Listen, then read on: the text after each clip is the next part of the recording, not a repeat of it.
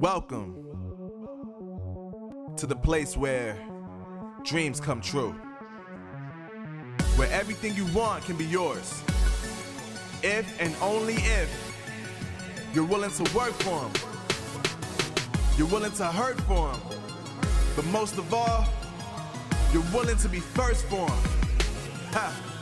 Look, I'm going straight to the top. I don't know how I would stop, like it or not. I got some goals that I'm hitting. You hear what I'm spitting, it's hot. Look what I got, whole lot of passion and pain. The road to success is insane. Stay out my lane, cause I'm on a mission. I'm getting what stands in my way. Yeah, I'm a beast, I wouldn't play with me, baby. The way that I'm training is crazy and I do it daily. You wanna talk about drive? I got more drive than Mercedes. I've never been lazy. I'm in the room, it's a red alert. You wanna compete? Well, get better first. I got 10 toes in the dirt, push through the hurt just to show them my worth. I'm the best. Yeah, I'm the best. I never stress. I know what's next. I'm who they test, like we playing chess. Last week, we whittled down our teams to the top 8 teams in the region in preparation for our challenge season. Now we are live in studio in Poland and ready to watch as our teams continue to battle it out over the next 4 weeks. We are one step closer to the World Championship, so let's get into stage 4. Ladies and gentlemen, this is the Snapdragon Pro Series.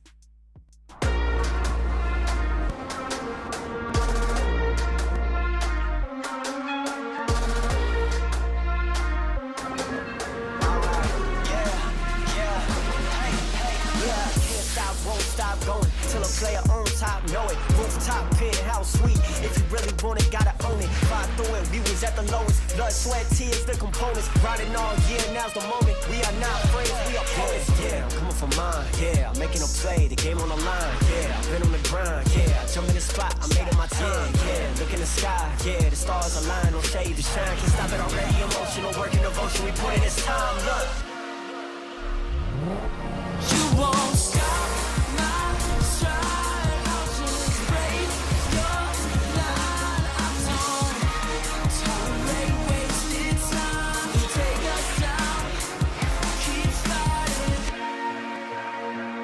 The Snapdragon Pro Series powered by Samsung Galaxy is brought to you by Snapdragon Elite Gaming, Samsung Galaxy S23 Ultra, and Monster Energy. Hello, everyone, and welcome to the Snapdragon Pro Series, where today is day number 1 of our challenge season for COD Mobile EU. And I, for one, am very excited to get into all of the action here today. I'm going to be your host, Glitter Explosion. And you know, we had to bring the whole gang into the studio for the challenge, which means we have Beef Mommy, Bobby Plays, and I Hold Shift joining us here today for the entire season. Are you excited? I mean, we have a whole month's worth of just pure action, not just for EU, but also NA, but we're going to be talking about EU. I'm so excited. Firstly, can I just say how good everyone looks? The studio looks super nice. Good job to everyone in the back end. But speaking of EU, roster mania this whole entire week, which I think will change up a lot of other teams and the chemistry leading up into the next few weeks. Yeah, no question about it. It's been chaos all over the world with everybody changing roster as much as they can, but I think there's a couple that really solidified their place. But ultimately, the only team that we really expect to be at the top is Kings. It seems like right now everybody else trying to fight for a chance at taking them down. But this is the great thing about this stage and this format is teams are going to have a chance to learn and adapt. This is not just a one-weekend tournament like we often have seen in COD Mobile esports before. So I think our power rankings are going to shift just a little bit over the course of the next couple of weeks. All right, well, we keep talking about it. We're here for the next 4 weeks, which means if you don't want to miss out on a single second of any of the action, make sure you're following us on social media, okay? Do that now, right at the beginning of the season, so you are up to date with everything. Follow us on Twitter, Instagram, Facebook, be watching us on Twitch, on YouTube, okay? Just make sure you're keeping up with everything because there's going to be a lot of action in store the entire summer. And if you want to hang out with us a little bit more, even outside of these shows, make sure you head on over to Discord at discord.gg/Snapdragon Pro Series to join the community. You can chat all things COD Mobile, hang out with us, just spend some time, and once again, stay up to date on absolutely everything. So make sure you are doing that now. It's going to be better than later. Now, In case you're new here, we've done this a couple times, but now we're in the challenge. Things are a little bit different, so if you missed it or if you need a refresher, let's walk through the format of how everything works and how our teams even got here today, Bobby. Obviously, you guys that play COD Mobile know that Stage 1 is ranked. Stage 2 is ranked, but you're with your teammates, and that is what we use to find our top 128 teams in each of those individual regions. Obviously, these guys played a big bracket to make it down to the top 8 teams, which we are going to be showcasing throughout the next month of COD Mobile action. It's going to start out with a round robin, which we've not seen for Stage 4 before, to bring us to those top 4. They'll play a double elimination bracket playing for 2 of those spots in Stage 5. Of course, there's lots of on the line for our players. Obviously, those 2 spots, but not only that, we've been talking about this a couple times now. We have prize money on the line, even more this time around for Stage 4, Mommy. I mean, the players have to be hyped about this. Oh, definitely. I mean, not only do they have the pride of EU on their chest, right? They definitely want those 2 spots in the World Championship. But the money, we already mentioned that Stage 3 it was the first time that you had a prize pool, but that was $500. Now we're going to be quadrupling that amount going into the first and second right here. But obviously, you're not going to be leaving empty-handed, as all the way down there into that 8th spot, you have $500. But like what I said, you want to get those top 2 spots to represent EU in the world stage. Yeah, it's going to be a very tough competition. And of course, like we mentioned earlier, our top 8 teams have made it here to the challenge so far. Lots of personalities, lots of big names that we'll be talking about throughout the entire season. And we have a quick little video to break them all down for you, so let's check it out. Let's introduce the Call of Duty mobile teams here at the challenge phase of European Season 3 of the Snapdragon Pro Series, powered by Samsung Galaxy. Kings. Starting off with Kings, the undisputed rulers of the European scene. Brace yourselves for an even deadlier roster this season. We have Spy and Inferno, 2 standout performers from Nova Esports last season. Bringing more flair are Marvel as the Deadeye, regarded as the best sniper in Europe, Grizz as the close-range duelist, and the rising star Ray with some juicy mechanical skills. We already saw the Stage 3 qualifiers turning into a one-sided showdown as underdogs like Icemon face the heat against the Kings.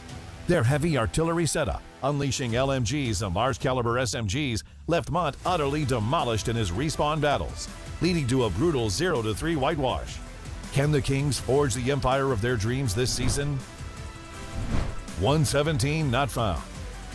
Rising from the ashes, this team hungers for redemption on the competitive stage. Witness the resurrection of 117 not found as they go all in for a shot at the trophy. With former Nova Esports gunners like Karma and Saturns, this team possesses the nerves of steel to thrive in the most intense moments. And their mettle was truly tested in a nail-biting upper bracket showdown against Animus. It all came down to the deciders search and destroy, and Team 117 unleashed their S&D prowess, reading their opponent's every move with surgical precision to seal the series at 3-2. The fresh blood on the roster displayed their dominance in chaotic gunfights and secured objective control and respawns with unwavering determination. And whenever Karma unleashed his signature spawn trap, the challenge became insurmountable for their rivals. Exclusive. Now we introduce Exclusive, the dark horse of this year's Stage 4. This team of Codem EU veterans is ready to make a comeback. Featuring Veer, a double Stage 4 winner, will be leading the charge against Balance, an OBJ oriented with a Cinderella story, a vital part of the XOXO team that stunned the world with their Cinderella story run in Masters 2021. Then there's Creed, the aggressive slayer with multiple podium finishes, Neil, the talented sniper, and Champy, a young talent with a big appetite for competitive glory.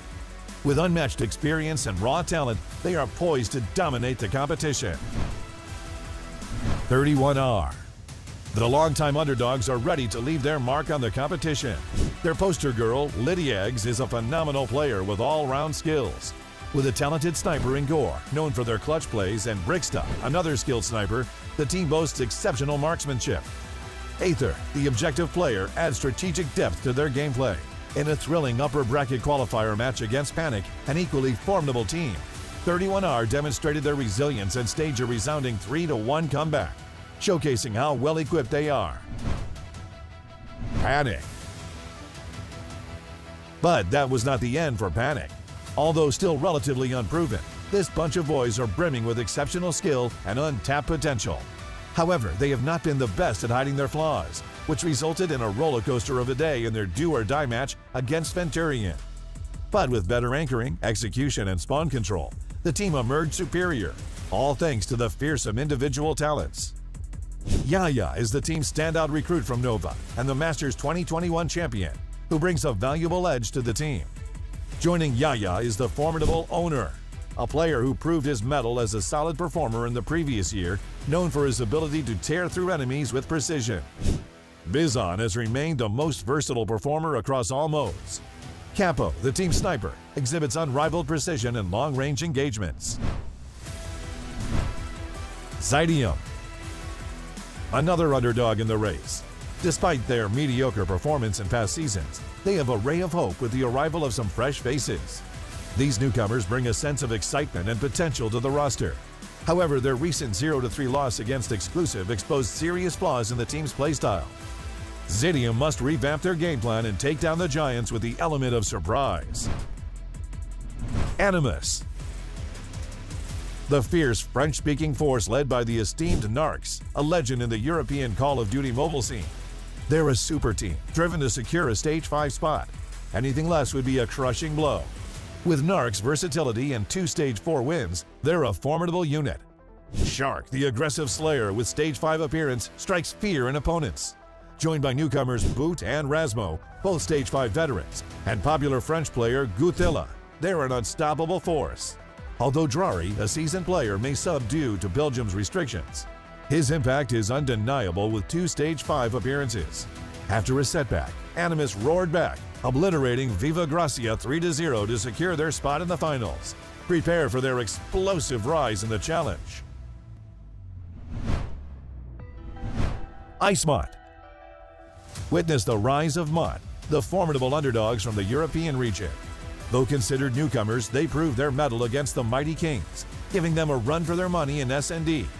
Jace and Patronix were exceptional. While they identified a need for improvement in respawns, they rose to the occasion, delivering a resounding 3-0 victory over Mobility GG in the lower bracket quarterfinals.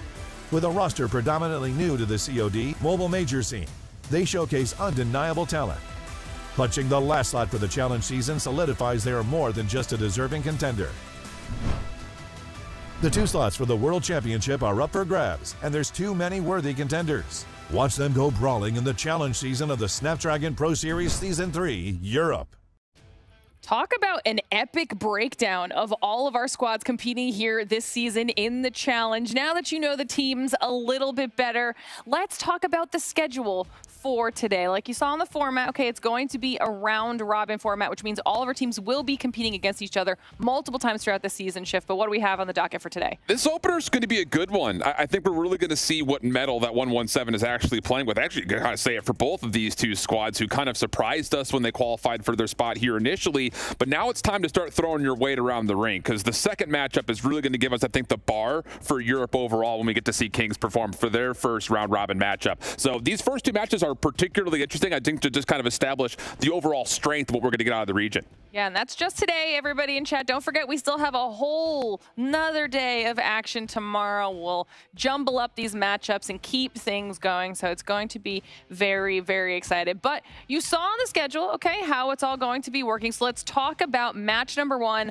on the day after we got to hear about all of our squads. 117 versus 31er. Mommy, what can we expect out of match number 1? Well, like we mentioned already here in the intro, is that with 31er just gaining another person to possibly spearhead this 117 non-found team is definitely a team that is so hard to beat. They already proved that they're top 2 material, and especially bringing down Animus to the lower bracket. So 31er definitely have a really tough spot, because yes, they won up against that one other team that they brought down, which is Panic, which everyone expected to be in the upper bracket, but there's definitely something special in 31er that I'm excited to see up against 117. Yeah, EU's definitely going to be keeping things interesting here today. We'll start talking about the individual players on those rosters. We'll start with 117. Bobby, talk to me about some of them. Obviously, Karma is one of those super experienced players on 117 that has been around the COD mobile scene basically since its inception, and he's definitely a phenomenal player. But they've built a really solid roster around him as well, and I think there's a lot of young talent to keep an eye out for. Players like Lucky and Caesar, they have been absolutely slaying out, and all this team put together is really a reason why they are one of the best chances for somebody in Europe to take down Kings. Going to be a great way to kick off the day. And then flip side of that, we've got the 31er roster shift. Let's talk about them as well. Girl power. Hey, come on. Lydia and Brixton together. Hey, I think you just naturally have to be kind of a fan of that overall. But I think the overall question for me on this roster, this is one of the first times that we'll see Lydia as kind of the actual leader of a squad. She's been a part of a number of teams in the past where she's had some veterans kind of help her out a little bit, kind of get into the mold of what exactly competitive is going to look like. But now she's the most experienced player essentially on this squad, so she's got to take the reins as being kind of the leader for this team. I think that's going to be a very interesting test to see how she actually hangs up against a team on the other side that does have a lot of veterans on it. All right, everybody in chat, we are moments away from getting into match number 1 on day number 1 of our challenge season. That means it's time for me to start sending the casters away off to the other portion of our amazing studio. But before we do that, we've got another video in store for you guys, another surprise. So let's check that out. Oh, we're doing picks and bans. Picks and bans. Vetoes. Oh, Vetoes. Actually, you know what? I like this format, the fact that we're part of the conversation when it comes to the map vetoes. Because usually, like, with the casters, right, they do get to talk about the vetoes just a tiny bit. But Glitter, taking a look at what we've had so far, I mean, the hardpoint and search and destroy maps are very juicy, like what we saw in the video. There's a lot of juice there. That word really caught your attention. It did. I was laughing so hard.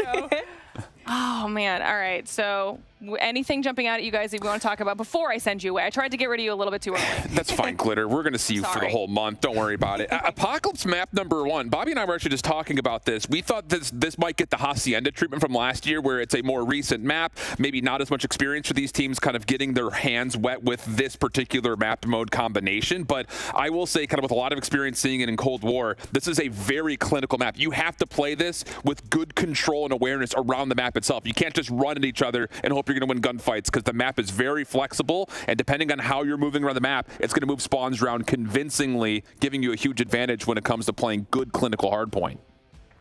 All right. Well, now that we know what we're looking forward to for the first match, now I think I can send you away. Okay. Listen, you have to do a whole stylish walk to the other portion of the studio. People haven't even gotten to see that side of the studio yet. Come with us, friends. We're going to make our way over. All right. I didn't know we were going to do this on the official broadcast. Oh, I told you we were going all the way in on this, brother. We're just going to meander our way on over, break the fourth wall, get ourselves ready to go. No, I'm glad we actually had a chance to kind of talk over Apocalypse a little bit, because we're getting it for map number 1. So this is, I think, going to be a really good test and a really good opportunity for us to see how good is the hardpoint as a mode going to be played here in this region. Yeah, there's no question this is probably the most rotation-based map that we're going to see. So having those players winning crucial gunfights to anchor spawns is going to be a huge factor in whether or not teams are going to be able to even take situations where they might be getting outgunned. If you're more fundamentally sound in those situations, you might be able to make some noise. And the thing is, too, this is a really interesting setup, I think, for this region in particular, because like we mentioned, the rosters come with a wide berth of experience. Some more veteran with stage 4, stage 5 experience, others that are kind of newer to the mix. So you're put in a map that is pretty clinically difficult to break down if you're not really looking to play, full fundamental COD. It could get nasty real quick. The snowball effect could be pretty massive. So I'm really looking, I think, the 3-1er to see if they can actually find a way to come out hot, set the tone, and not let this more experienced 117 squad take over from the get-go. Yeah, and you look at the rest of the map pool as well, and the 2 S&D maps that we have are both new to the map pool this year. Good point. We got Tunisia coming in, and we also have Meltdown coming in. We've had Meltdown in past years, but it's been a while since those teams are practicing. So we're really going to see who's been putting the time in on these maps but we are ready to go. And it is going to be 31er on strong side to get things started here. We'll see what type of map control they've got. Naturally in EU, we got a lot of LMGs in play. Expect those to be holding those power positions. It's match number 1, Snapdragon Pro Series. Let's get it on. And a really solid start here from 31er, just controlling all the way underneath these back planks right in your helicopter. Again, you able to get this high ground control, and this hard point becomes very easy to manipulate for you. And so far, 31er doing a really nice job of kind of clinically playing around the map. So question number 1, mostly answered for us, but 117 battling back, keeping the hard point neutral for now. Yep, it's been fairly contested all the way through so far, with 31er not managing to get a whole lot of time, but main thing, like we talked about before, is maintaining that high ground control. It looks like one player going to push through. Lucky trying to clear out those spawns. Big gunfight in the top side, but Zed's not going to let it happen. 31er maintaining in position to head into P2. Neither team seems that invested on getting the scrap time, which is not super surprising given how punishing these spawns are, but right now 117 have got to find a way to break through that top side. And the question of which route they take is an important one to get an answer for early, because if you can get your way up towards top temple here on the right side, you will flip spawns while also making a play from behind the hard point. So for 31er, Zed has to lock things up. First 2 kills, good. Saturn's trying to break attempt, but Zed there to assist, and how about it? Not bad overall for 31er. Spawns are still stable, at least for a time being, to get a couple of reinforcements in the hold. Still good for the first 10 seconds. And right now, Zed is going in. I don't know that we actually saw him on the roster for Stage 3, but he's got 7 on the board already, slaying out hard, and Lucky having a really tough time getting going. Only 1 kill is weird. About halfway through P2 right here, Gore going to find another crucial kill to at least allow them to remain contested right here. He's going to be able to push on forward. 117, 0 luck flipping those spawns. And that's the big key towards this hard point. If you're not necessarily used to watching it competitively, you stay on that right side, you will break back into this hard point. It's so difficult to hold from the front. But all things told, 117, not terrible considering they never flipped the spawns around. They still got 26 total points between the first 2 hills. This is one of those maps that you could be down 90-0 real quick if you're not careful. So now it's about manipulating this next rotation back over towards this back alley. And so far, 117 doing a decent job, but number 4 does spawn behind this, so 31 are a chance to break. This is going to be huge. Lydia an opportunity, but she gets shut down immediately. They are going to get the spawns, and spawns actually splitting right now, so it looks like Lydia's actually going to be spawning from the top side. Opportunity to pinch right here. Gore gets shut down with the Annihilator in hand. War Machine comes through. Brixta trying to go big, but shut down by Saturns, and 117 doing a phenomenal job of fending off this push. Yeah, the specialists are earned pretty evenly across the board in the first 2. Really Smoke will embellish the bottom side of the helicopter entryway. Legacy watching the cross towards barrels. Not quite able to get too much, but the Purifier getting to work. Saturn's able to take down 2. That will give a chance for 117 to break onto the hard point. Still 23 seconds to fight. And now it feels like we're starting to see a little bit more of what this 117 team is made of. Not much of an opportunity for them with how well 31er played, not only the spawn side, but that P2. But right now, they have done a phenomenal job of closing this gap. And for 31er, you need Lucky to get going. Yeah. Rest of the squad looking pretty solid, but he is lagging behind in a big way. On the flip side, 31er, you got Gore and Zed popping off, but it hasn't looked too consistent for the rest of the squad. Need to be a 5-man push on these entries into P4. Yeah, smart rotation here from 31er, moving through old around the back. You do not want to allow 117 to have the proximal spawns, and yeah, they will block them as the new hardpoint opens up. Karma trying to hold things off, playing a statue in the back. Lots of damage, but no kills. Finally, he's able to tally up 1, but that's all he gets. So 31er, they will get the full spawn control. Now it's just down to working through these huts to make their way onto the point. And they make their way in, but they've already found 117 a decent chunk here on P4. You see those 30 seconds, all that remain. And it looks like they're going to be able to apply pressure. One player trying to push on through, but immediately shut down is the push. And it looks like they're going to be able to maintain, but spawns do flip out right there. One player trying the anchor on the back side. That's going to be Gore.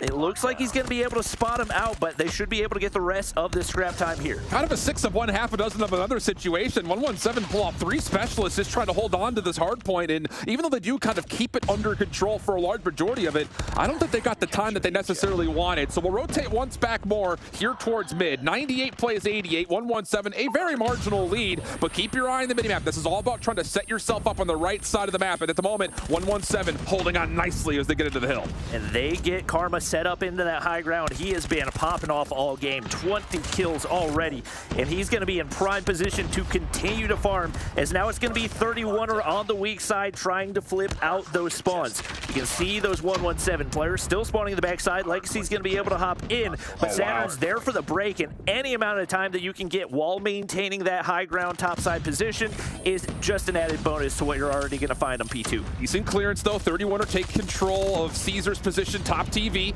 Saturn's forced to just still use this FFAR, see if he can spam through the smoke, but eventually he does get taken down. An opportunity here for 31 with numbers to start to make their play forward, but how about Saze? Oh my goodness, a little double around the outside of the hill. 10 seconds to fight for. He's going to give it one last heroic try, but all told, it's job well done as 117 will hold rotation to Temple. And right now it is a big task ahead of 31er. You're going to need perfect utility usage and perfect operators. Right now, those War Machine shots not connecting at all.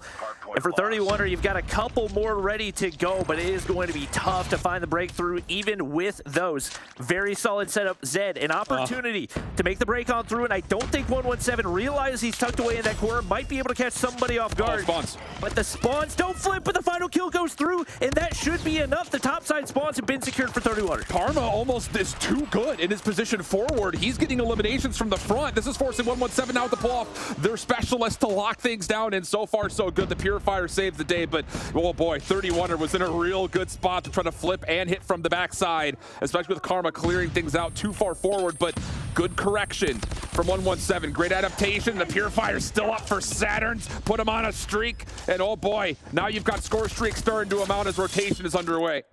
Saturn's got a pred to work with as well. That's going to give him information, and we'll be able to spot out at least one right there as the operators do start to come out for 117 as well. Karma trying to cut off those rotations. Very nice setup for them, and they've already been able to build on this lead in a big way. Brixton trying to sneak through the bottom side, but right now it is a whole lot of 117 in the feed, and right now Gore has got to stay alive. He's not going to be able to do that. Trying to make a push from this backside, it's not going to get you a whole lot of information. Got a couple operators already here for 31er. Purifier in particular opens the door. Gore starting to make their way forward as Lydia watches the backside pitch. Claws also out, trying to get the breakthrough. Zed makes sure the kills come out, but wait a second, 117 spawning from behind. 31er don't necessarily have a full read on this, so yeah, they get the break, but now you're out of your operators, and you've got to lock this down from helicopter side. The spawn split once again, and that leaves the 31er players spawning behind 117, but 117 still maintain control of the inside as they've won so many of those crucial gunfights. Say's doing that in a big way, and right now, nobody at the hard point for either team. Lucky's going to be the first one to make his way there. 31er not too concerned with getting the hard point time, trying to make sure they maintain those spawns. It looks like they're going to be able to do that for now, and it's going to be Karma on the top side looking to break on in early on. Keep our eye on Lucky here. He's the only one who has an operator at the ready for this break attempt. And well, he doesn't even need it.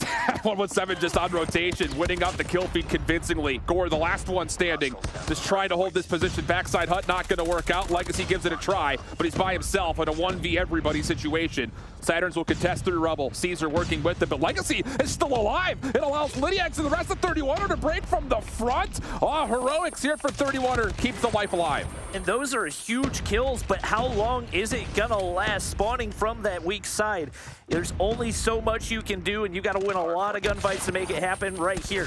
Lucky is going to be able to push in from the back. It looks like he's going to be able to find one. Not sure if he'll find the next one to break on through. 31er still in control, and it will be 117 spawning the top side. This is fine for 31er. You have to win these exit 1v1s though with a 150 to 208 tally. You cannot be behind the 8-ball. Try to make this rotation over to the right side of the map, and actually this would be the time. You need to start moving your way across the map. Legacy will drop. That will leave an opportunity here for now all of a sudden 31er to make this push through, and they're doing it with numbers, but Saturn's is in their way, so is Karma, and the ARs just get to work mowing them down. Good neutralization on the push. Even though we have a 40-point game, there's still major advantages for 117. 31er have got to get maximum time here on P1. Odds of you flipping these spawns out, especially with how strong 117 have looked on the gun gunfights, not very good. You have got to find a way to break on in. Bricks is the one leading the way, but gets shut down by the War Machine in the hands of Says, and just like that, it's 117 continuing to move upward. Not only do they have the hard point, but they've got the spawn control as well. Things looking bleak right now for 31. Winning condition can come in a multitude of ways here for 117, but Saturns may have just taken it in his own mantle. Once again, this is what, his fourth, I think, Purifier in this game. He's at 31 kills. The claws out, maybe just to put the final nail in the coffin. And yep, Saturns is still getting everybody nice and moist over here at the jump through coop. Now back to the FFAR. That should surely do it. Heck of an effort from 31er, but just overall map control goes the way of 117 more often than not. Pretty convincing win for them when all things are told. Yeah, no question about it. We knew that 31er was capable of making some noise in this, but 117, especially when it comes to the respawns, have just looked absolutely phenomenal, and a big reason why they were able to pop off there is they were so fundamentally sound on every single hard point. And I think the thing that really we need to point your attention to at home is how many times did we see Saturns and Karma locking down as the last man standing when rotations were needed. Topside Temple playing both over the top of the heady on the jump wall, same thing, locking down that back spawn over towards that pond to the backside. That's clinical. That's what you need to see, because this map is all about anchoring. Like you mentioned, if you're going to win rotations and you're already set up for the next spawns, you cannot let them go. So I think we really saw the influence of that by Saturns and Karma in particular, and those are the two players that we're looking at when it comes down to veterans versus quote-unquote lesser experienced, newer players to the scene. Yeah, they showed their dominance here. And you got to think about the fact that 31er were starting on the strong side. Like, probably at least half the points that they had overall in that came as a result of them spawning on that strong side. That allowed them to get P1 time, allowed them to get P2 time. After that, it was 117 all the way. And that's the thing, is that second hard point that we went to, the first P2 at Temple Ruins, 117 was still able to neutralize and earn about 15 to 20 seconds of their own from the front. That's not common. And if you do see that, it's not good, I think is the other way of putting it. So those little moments are also, I think, going to be really crucial towards seeing who exactly has the best fundamental hold on a map like Apocalypse that's newer right from the get-go. So huge start from 117, but like you said, 31er was throwing their weight around the rink, and the Search and Destroy is where we should start to expect them to be maybe more advantageous comparatively to the hard point, where we know 117 is going to be great. And thinking back to stage 3, 31er did start out slow. They didn't look phenomenal up against Panic on the first two maps. Obviously, that's not great for them because we're heading into map 2, but they bounced back in a big way once they got warmed up. So that could potentially be an issue for them, but there's no question, there's a lot of talent on this roster. There's a lot of experience. Lydia and Brixta,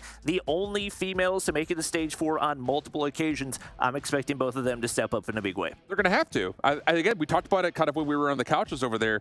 Lydia kind of feels like she's the one who's going to be leading this team, where in the past she's been a part of teams that had similar experience as her.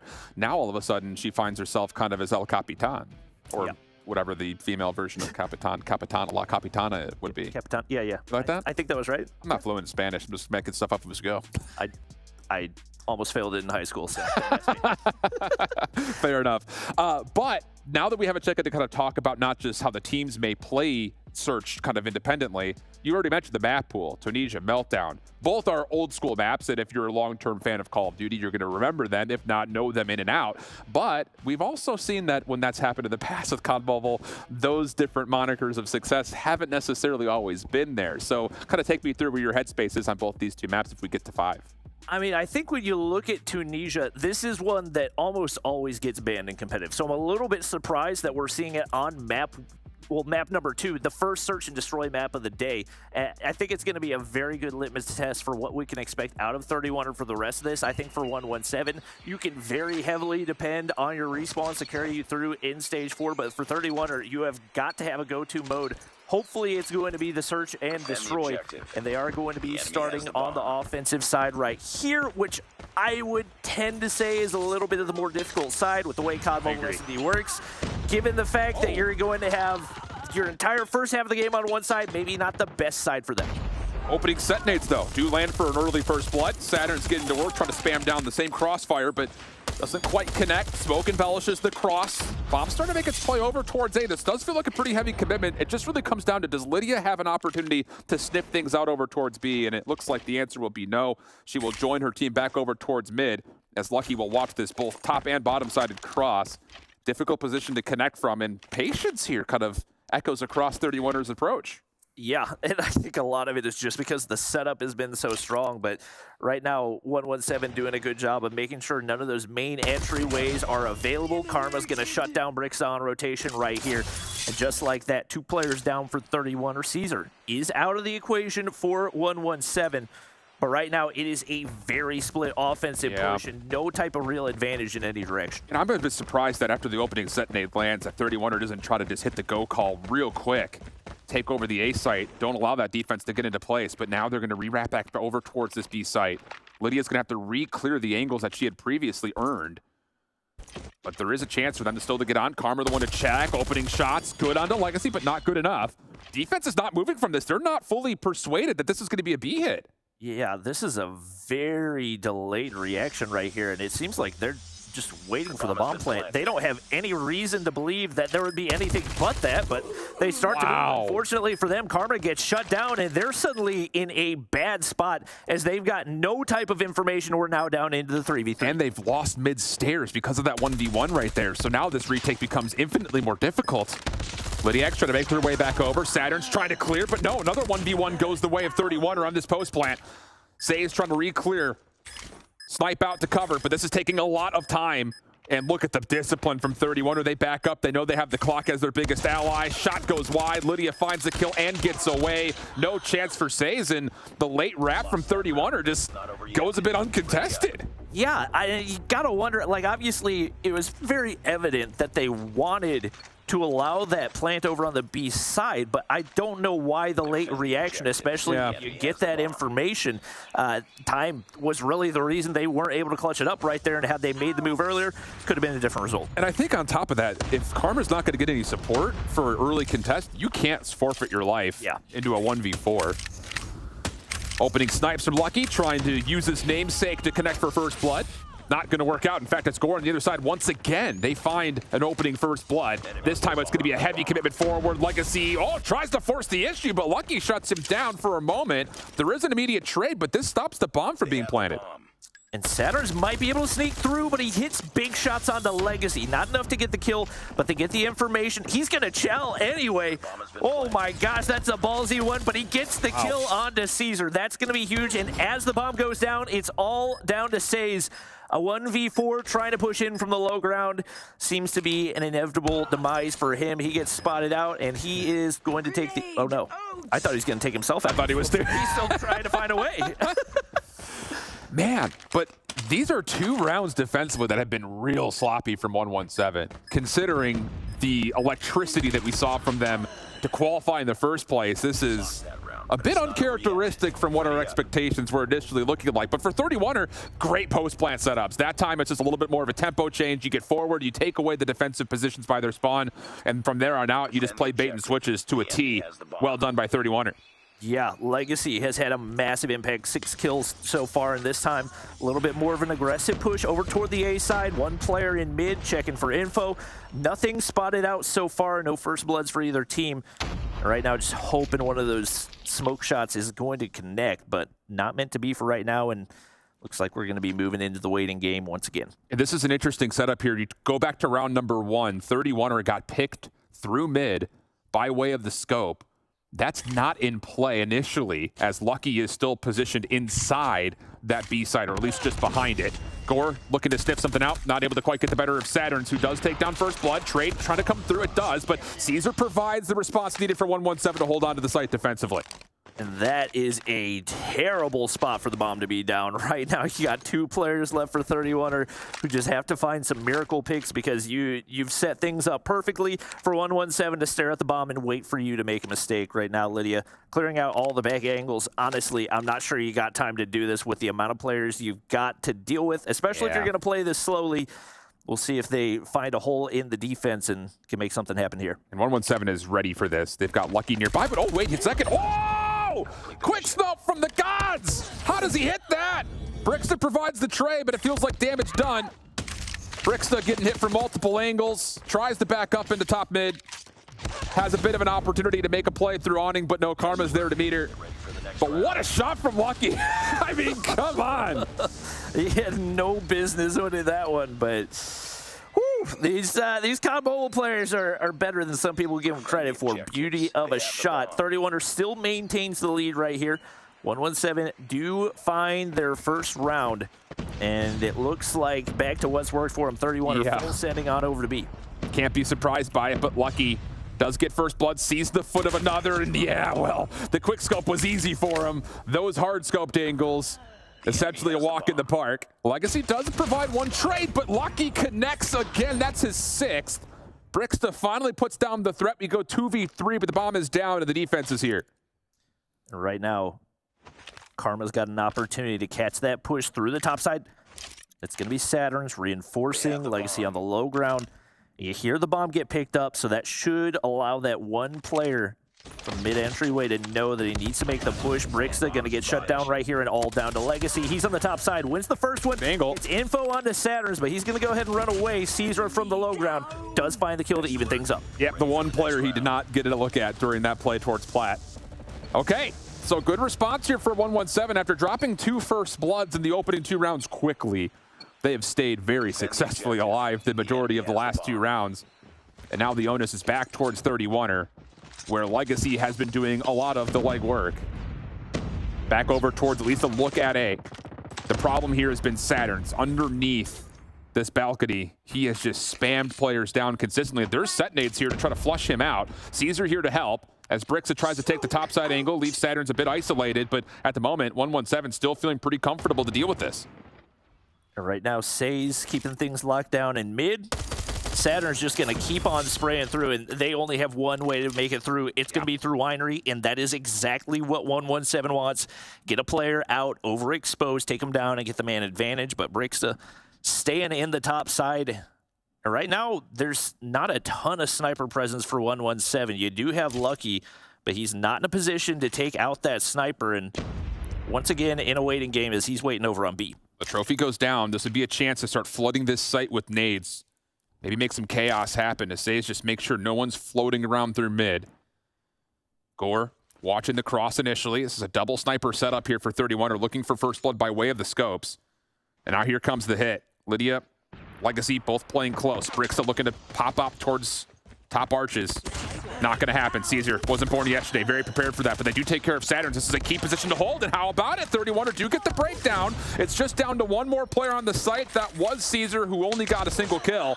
And the long-range shots even landing for Legacy. Leads it now just down to 1. It's Karma for a 1v3. Does stop the bomb from being planted, and he gets a second? Surely not. 1v1 now with Gore. Just the scope remaining 15 seconds. Legacy, what are we looking at right there? You have got to have his back. No trades to be found, and now into the 1v1. We got both POVs right here, as it looks like we're going to opt to just sit under the awning and hope that he makes a misplay. Audio cues galore. Karma's going to give away information, but the drop shot connects. Punches at the body as he clutches up the 1v3, and Karma finds a huge round for 117. That's a momentum shifter right there. Just one of those things. Shout outs to Maven. Just can't happen. Can't let it happen. Oh, man. I mean, for what it's worth, the first 2 kills, very impressive. Doesn't miss a shot to transfer clean. In the final 1v1, Gorgeous did not have the weaponry to go 1v1 with Karma. Not with his experience, not with his prowess, especially in the search. So now Karma's up to 6 kills, and we start to ask the question, who besides Legacy is going to step up to get 31er back into this game? And how about Lydia? Maybe she's the option. Wow, it is aggressive all day for 31er right here. They catch him off guard, but Caesar's up in Winery. He's going to be able to find one, picks up a sniper, but can't connect on the breaks. The follow-up does go, and just like that, 31er players dropping like flies. It's just all that chaos. Well handled by 117. Lydia going to give it a good old college try, but no, just too many players looking at her. And I will say, I like the idea for the tempo change. I like the fact that they're trying to flush out Winery and get Saturn's out of position bottom arches, but the difference maker there was that Caesar was trying to get aggressive defensively and no one had an eye on it. That's the tough thing about trying to make an aggressive push over to A. There are so many different spots where these players can be hiding. Even if you find the first 1, first 2, there's more than likely 2 more ready and waiting. And now that the aggressive mid push here for 117 is they take some solid mid-map control, and Saturn's going to be forced to back up, but the reinforcements are there. They find the first blood. Nice. Trades do go through, and that's huge for 31. Yeah, that's a really good read from 31er. Lots of utility thrown through mid-alley. And 31er just back up, play their crossfires. You have a 50-50 choke point as you get deep towards mid-ramps. Find a way to at least go 1-for-1, and boy, did 31er ever provide it. We still have a 3v3, though. Bomb still in hand here for 117 on the offensive side. Lucky and Saturns both have the option for scopes, which could be an opportunity to still use this mid connection as a way to flush out A. And yeah, Saturns is going to make his play forward with the FFAR in hand. And that smoke audio might have let him get through without any information. Unfortunately for him, Brixa is watching from that top side. Any type of mid push through, and he is dead. Trying to clear out as much as he can, but Lydia on the high ground the opposite direction as well, and he's going to get spotted out, forced all the way back. He's got teammates there. Gore watching from the top side, but Brixa takes down Saturns. And Caesar trying to stay alive right here, but this is a tough spot to be. No exit plan. Does have some utility to play with, but yeah, Gore is watching this very avidly. Can he break the camera? Can Caesar just go quick? Nade getting cooked. Caesar goes. Oh, the timing. Unbelievably bad. And now Zed's in a little bit of trouble here. Just playing for footsteps audio cue. Caesar's going to try to make a play for the plant. Lucky drops. Caesar falls in the exact same moment. Zed getting both. Just a quick check turns into the double kill. That's a cheeky spot to play. And honestly, a really good one as well, because there's not a whole lot of players that are going to check behind that one individual box. Bomb site looks wide open, gets all the information he needs on the bomb plant.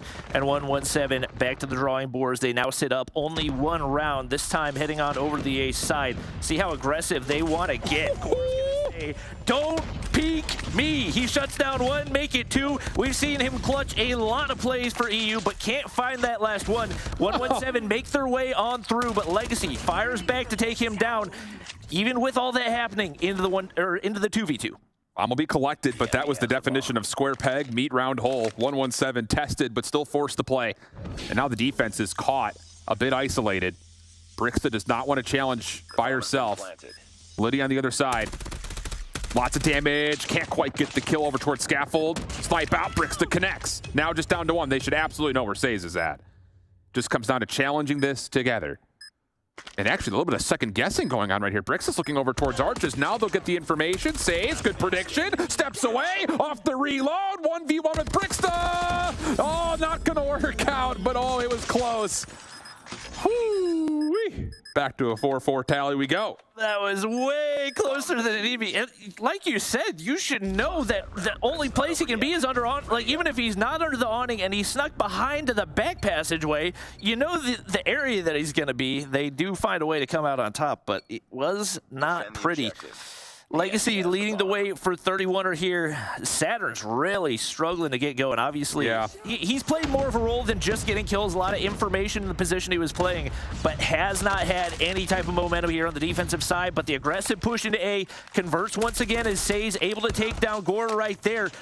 Not going to be able to find the kill onto Legacy, but the control on A has been found. I mean, at what point do you start to wonder for 117, what are you waiting for? Yeah, get this bomb planted. You got the early entry. You dealt with the defenders on site. Don't allow 31er to pick you off from the outside of the site, and eventually they do plant, they hold the numbers. 4v3 situation. Long route from Lydia, should be checked here by Saturns. Lucky from the opposite side, does connect onto Legacy, so now this post-plant retake is all about surprising Saturns, who's playing a surprising spot. So now it's down to Zed. He's already clutched a 1v2, but the 1v4 would be a little bit more hard-pressed to come through, and so it will. 5-4 we go, 117 back in the lead. Very, very fundamentally sound for 117, especially once they got the push into the A site. 31er didn't really have any angles, and especially that nice little setup from below the window secured the final kill that made the rest of that round really, really easy. Right now, 31er getting pushed up into the mid-map a little bit and might be able to catch Caesar off guard, but Lydia gets shut down right there, and that's going to allow the 117 players to full send on over here to B. Brixa the only player here to contest, and she has got to find a snipe right here. Otherwise, they're going to be in a dire position on the retake. Legacy's already made an aggressive play through A, so he's already on this quick flank. You've got Zed watching his cross, so there is no exit here from 117. How about the collapse? Just down to Karma. He's gotten the first two. Slides out looking for more. Flash comes out. Here's the double chow, and it will work out. Oh, that is just the ultimate definition of blind counter. Legacy hits a quick route out of A, not seeing any utility come through. He takes off the flank quickly, and 31er, a very swift retake, staying alive for just barely long enough on site. Well, this one's looking like it's got the makings of an overtime. 31 are doing a great job of bringing things back in. We saw a little bit of a deficit form, especially on the offensive side, but as expected, defense has looked a little bit easier between these two teams. 117 going back to Old Faithful. Actually, not Old Faithful. They have a very split push right here. A little more pressure toward the B side, but Break still reads it like a book. Lydia on the flip side finds Caesar as well, and Lucky hoping somebody over peaks, but they are falling like flies. That is just absolutely chef's kiss for 31er. You get individual isolated picks on both bomb sites simultaneously. The offense never has a chance to get the play off the book. Doesn't matter how well it's written up. Doesn't work out in any form, and now all of a sudden, map point for 31er. And that's one that's going to sit with you for a moment. If you're 117, you're trying to split push, get cute with things like fakes, and 31 are just not interested. Gets the first two kills quickly. Got to reset here if you're 117, and I would imagine this is going to be one of those dedicated calls eventually towards A, where they found a lot of their success so far on the offensive side. And I'm a little bit surprised that it wasn't. Okay, that is Legacy. exactly what I was expecting, but very split on the offense once again. And players trying to find some information, but Karma reads the flank. That is a huge kill onto Legacy and could potentially be a game-saving one depending on how these mid-map gunfights play out. I don't think Gore has any idea that Saze is there on the top side, and Karma's not going to be spotted. Right now, he has got to find a snipe and does see that hand peek around the corner, sees two wrap back that way. We'll see if they send anybody additional to defend over on B. Well, nades are coming out. That's actually going to flush Zed out of position. So now Lydia's kind of by herself here. Bomb looks like it wants to start to make a play. Gore, another great position, but he puts down the scope at the exact wrong moment. But they still may have gotten a read here. 31 are defensively making the hard commit over towards A, but with the space that Saze has, plus the kill from Karma mid-map, it's going to be a flip over towards B. Plenty of time to make this happen, and now the defense is completely lost. Look how deep Saze has gotten on the offensive side. Just zero presence right here, and Saze might be able to get pushed all the way out. Yeah, that's a nasty corner to be in. More than likely, if you check that corner, you're probably going to die from the opposite position if you are a 31er player, especially with the bomb not down yet. Breaks to more than likely not going to check it. She is not. And now with the bomb down, a 2v4 and no map control, no information. 31er not looking good here for chances of shutting down before overtime. Saze is going to kind of hold the first line of defense on this retake. Jump shot's not quite landing, though. Zed, Lydia finding some ground to work with, but Saturn's there to follow up, and yeah, Zed, nowhere to go. How about a little bit of overtime, as now we have to try to get to 8. Whew. I don't think we saw overtime at all in Stage 3, so the fact that we are already getting it here is an absolute treat. Once again, it's 117. Back to the defensive side. We're going to be flipping nonstop until we find a winner. So 117 probably going to stick to what they've known.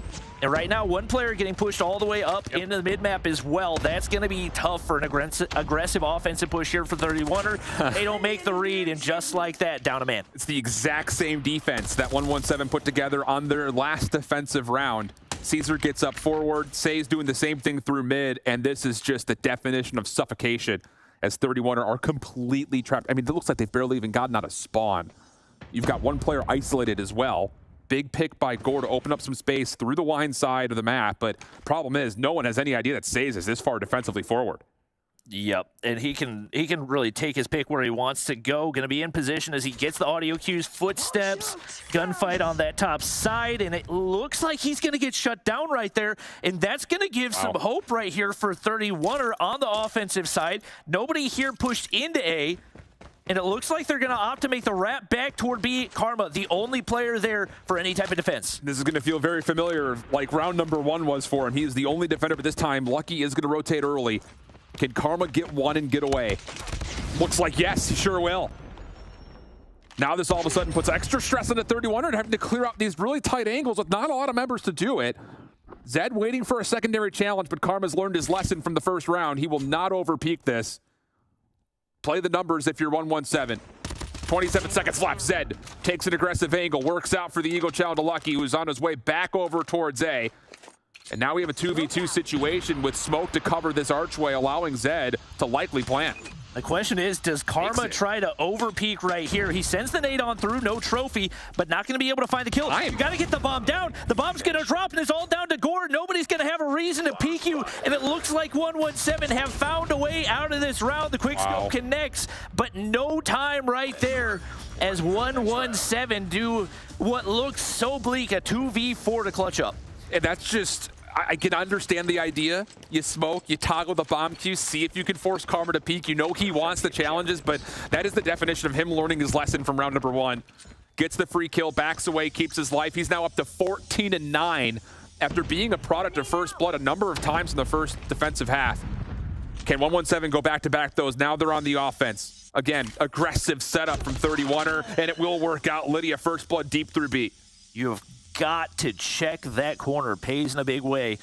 And the defense, what we've considered the strong side so far, that's the one thing that 31er had coming into this. They're like, well, you can go back to the defensive side even though you don't clutch up there on the offense. But losing that first player is going to be deadly. Fortunately, for 117, they still keep the rest of the players alive. And right now, Say's just trying to catch somebody on a flank here, but nobody pushing up that far. No need to. You're in 5v4. You've also got Legacy in a really nice spot to watch this cross from mid towards A. Saturn's getting a lot of room to work with here up top through Winery. He's done what he can to try to clear out some of the opening angles, but Legacy, he gets maybe baited out by that smoke. He tries to reposition through mid, and what should have been a very solid and easy 5v4 all of a sudden goes 4v4. And 31 are under a little bit of stress as the hit's underway, but Gore watching the cross. First shot good, second just a bit awry. Saturn's looking for the challenge. There's the slide through. Caesar picks up on not just the first, but the second. Brixta by herself wants to go quick here, trying to catch Caesar off guard, but no! Caesar's gonna get 3, and the bomb will be planted. No chance for Brixta to get back, and an 8-6 tally comes through for 117 taking the map. That felt like a must-win game. It felt like a very winnable game for 31. Absolutely. They do not find a way to convert. I mean, you find so much of an advantage in your offensive round and you throw it away. You have the defensive advantage, throw that away as well. And 117 is a little too icy. Small things, man. Small things. But this is the beauty about this format. Those things are going to get fixed in the future. I can guarantee that now that we've got a lot of play time still to come. But I think the interesting thing about this was the initial tempo. I mean, I don't know about you, but I was a little caught by surprise. We saw so much patience from both sides early. It's kind of like two prize fighters just kind of throwing little jabs out there. What do you want to do? No, what do you want to do? And then eventually we started to see some aggression come through. And when that tempo switch happened, you could see 117 was really coming out on top of a handful of very key rounds because of it. Yeah, and they wanted to control the pace of the game, which they 100% did. On both sides, they were content to play passive. They knew what their defensive strategies were going to be. They made it happen on the defense, and when they found a way through on that A side, they were in complete control. Solid adjustments out of 31 in a lot of those situations, but overall, just a little bit too much consistency out of 117 and a couple big plays out of a few different players. And I think the thing about it, too, was the early read from 117, seeing that both Gore and Brixta wanted to snipe in a number of defensive rounds. So, hey, if you're going to pull two snipers out, we'll take a 5v3 on the site, essentially. Sure, Gore was able to shut it down once single-handedly, but that's not going to happen every single time. And that, I think, was another one of those key byproducts of that veterancy coming to show itself very, very convincingly. And a couple of, like we mentioned, very key rounds. So 8-6, like you mentioned, overtime. First time we've seen it in a minute, but down the scoreboard, pretty even dispersal. Saturn's didn't really have to do much. Like you mentioned, he was kind of playing an intel position on defense, and then he was kind of the bull leading the charge a number of times offensively. So he may have had to sacrifice his life a couple of times, but big pickup from the rest of the team around him.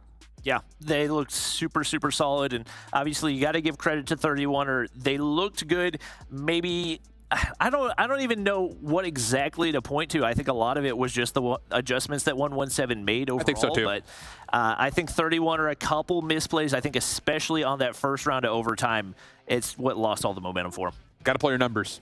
Early 5v4 First Bloods. That's what they were so good with the first two rounds. First Bloods were coming through like wildfire. I don't know. apparently the firefighters are out. Squashed it pretty quickly. So now a 2-0 count. That's the interesting thing about this. It's been competitive, to say the least. Both maps obviously being very tight at different moments in time, but now we head over to control. And this is the one mode that I would say when we were at Stage 5 last year, that's where we saw the cream of the crop really rise, was being able to understand every single moment what the decisions needed to be, when to pull out things like operators or score streaks. And we've got Raid as our map here for map number 3. See how it goes. Must-win situation, obviously, for 31er just to get this series extended, but 117 looking to start off their round-robin stage with a clean 3 out. Let's get it at it. It looks like the best chance for that to happen is them starting on defense. That's what they're going to have here. This is really going to show what 31er has, and they are going to get heavily shut down off that initial push. 4 players already down and only 1 trade through. Caesar not going to get taken down. Big shots out of Zed as they do get pushed up onto B right here. Some respawn snipes coming through as well as Says now gets pushed on into the point. He's going to be able to take down any progress. But right now, strong life lead off the start for 117. 31 are not out of the running yet, though. They're starting to get some control backside streets. A little bit of focus through mid with that route by Bricks that kind of forced the defense to move around just a touch. And now they're on for a stack. First took a progress locked. Clock will stall at 105. Saturn's trying to hold his life, but no, both him and Says will drop. And sure, Lucky's hitting some impressive snipes, but that may not be enough to hold on to the defensive zone, and that seems to have been the case for now. 2 ticks of progress locked. Third on the way, but off the respawn, 31er say job done. Let's look over towards A.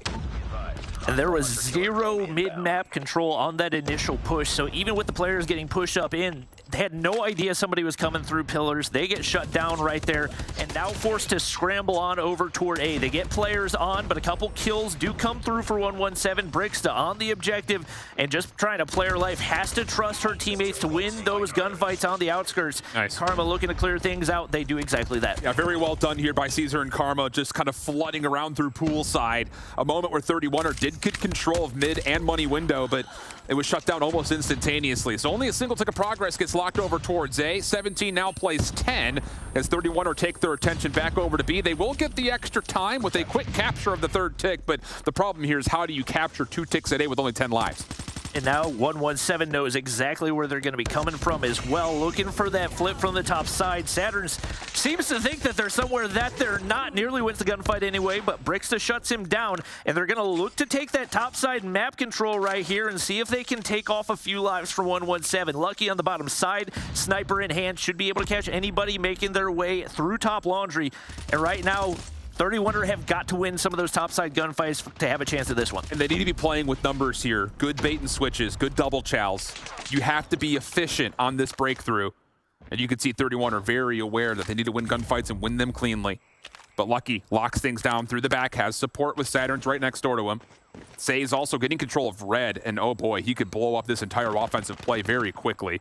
Caesar a bit of a read over through mid. Nice shots from Zed, but Karma picks up on both. And now 15 plays 6, 33 seconds on the clock. Time to go if you're 31er. And that window is going to be so tough to clear. Right now, Karma, Holger in hand. He's tearing it up from both positions, and now it's a big mid push. You only get one if you're 31er. They find that opening kill, but you have got to get a full wipe and a big stack on the point. 2 players going to drop, and that should be the end of the round right here as 117 play that as clinically as possible. Karma gets 11 on the defensive round, and maybe 10 of them came from this position. So now he's ready to go for the Annihilator next round. The good news here for 31er, even though they do drop out, only finding the B zone, is they did earn some operators of their own. That's often kind of the problematic spot on a very defensively sided control map where the defense comes into their first offense with a number of operators that are unmatched. Not the case here. So an opportunity hopefully for 31er to just be able to hold on and not get snowballed here early. Unfortunately, the last 2 seconds, every single one of the other operators charged up for 117. So they've got a chance to push up and make use of those here, but they very well might not even need it. They do find a couple of those opening kills, but Gore fires back. That HVK, not something we've seen a lot in the past, but he is beaming right now, and he's doing it without any need for the operators for this 31er squad. And that's super, super crucial for 31er. You have an early life lead. You've stopped the entire opening push here for 117 on towards B. Still working for at least a stop at the clock, though. Karma will get the Annihilator out. This is a bold call. The Annihilator, obviously, could get the job done at multitudes of ranges, but he's going to have to kind of be proactive with this. And as he does, he gets shut down. So he only gets a single kill. Gore responds with Annihilator of his own, and that re-clears the B zone for the most part. Just the one member still on. And that may actually be enough to still get the second tick of progress. This is maybe way too slow for 31er. Now you see Gore getting pushed up with his Annihilator, is going to find the opener. Brixta clears through mid as well. And 31er looks like are going to be able to get the B zone capture, or 117 gets the B zone capture, but you maintain the life lead. Lucky firing back as well. And right now 31er trying to get players pushed back. Don't want to give up top laundry control, especially with that new spawn top side. And Says has an opportunity to poke a hole in this defense. And the mid control from 117 is massive. Nades even landing, furthering the problem. Brixta has to step up, and oh, does she ever. Huge double for Brix. Still more around the corner. Lucky waiting for the challenge. Brixta looking for an exit, and Wall finds her third, steps away. Doesn't quite see the fourth, but that is an impressive hold through kitchen for Brixta. Caesar now trying to get the push through. He's got reinforcements. Karma gets shut down right there, but he wins too. And now looking to set up the spawn trap. I don't know that he saw Gore on the initial spawn in. 31er have got to find a way to break out of this. Otherwise, 117 have a chance to turn this into a TDM. Who's going to pull the trigger first on some of these operators? It's getting tight. 7 plays 14. Double the lives at the moment for the defense, but the pressure is starting to mount. 117 on the zone. Stop the clock at 103. Legacy, top side jump wall. Already in position to stop the defense from getting this top window side. Karma still holding onto his life. This smoke will dissolve shortly. Saves up close and personal. 117 still holding on. The lives now 7 to 8. Oh my goodness! It's all blue in the kill feed.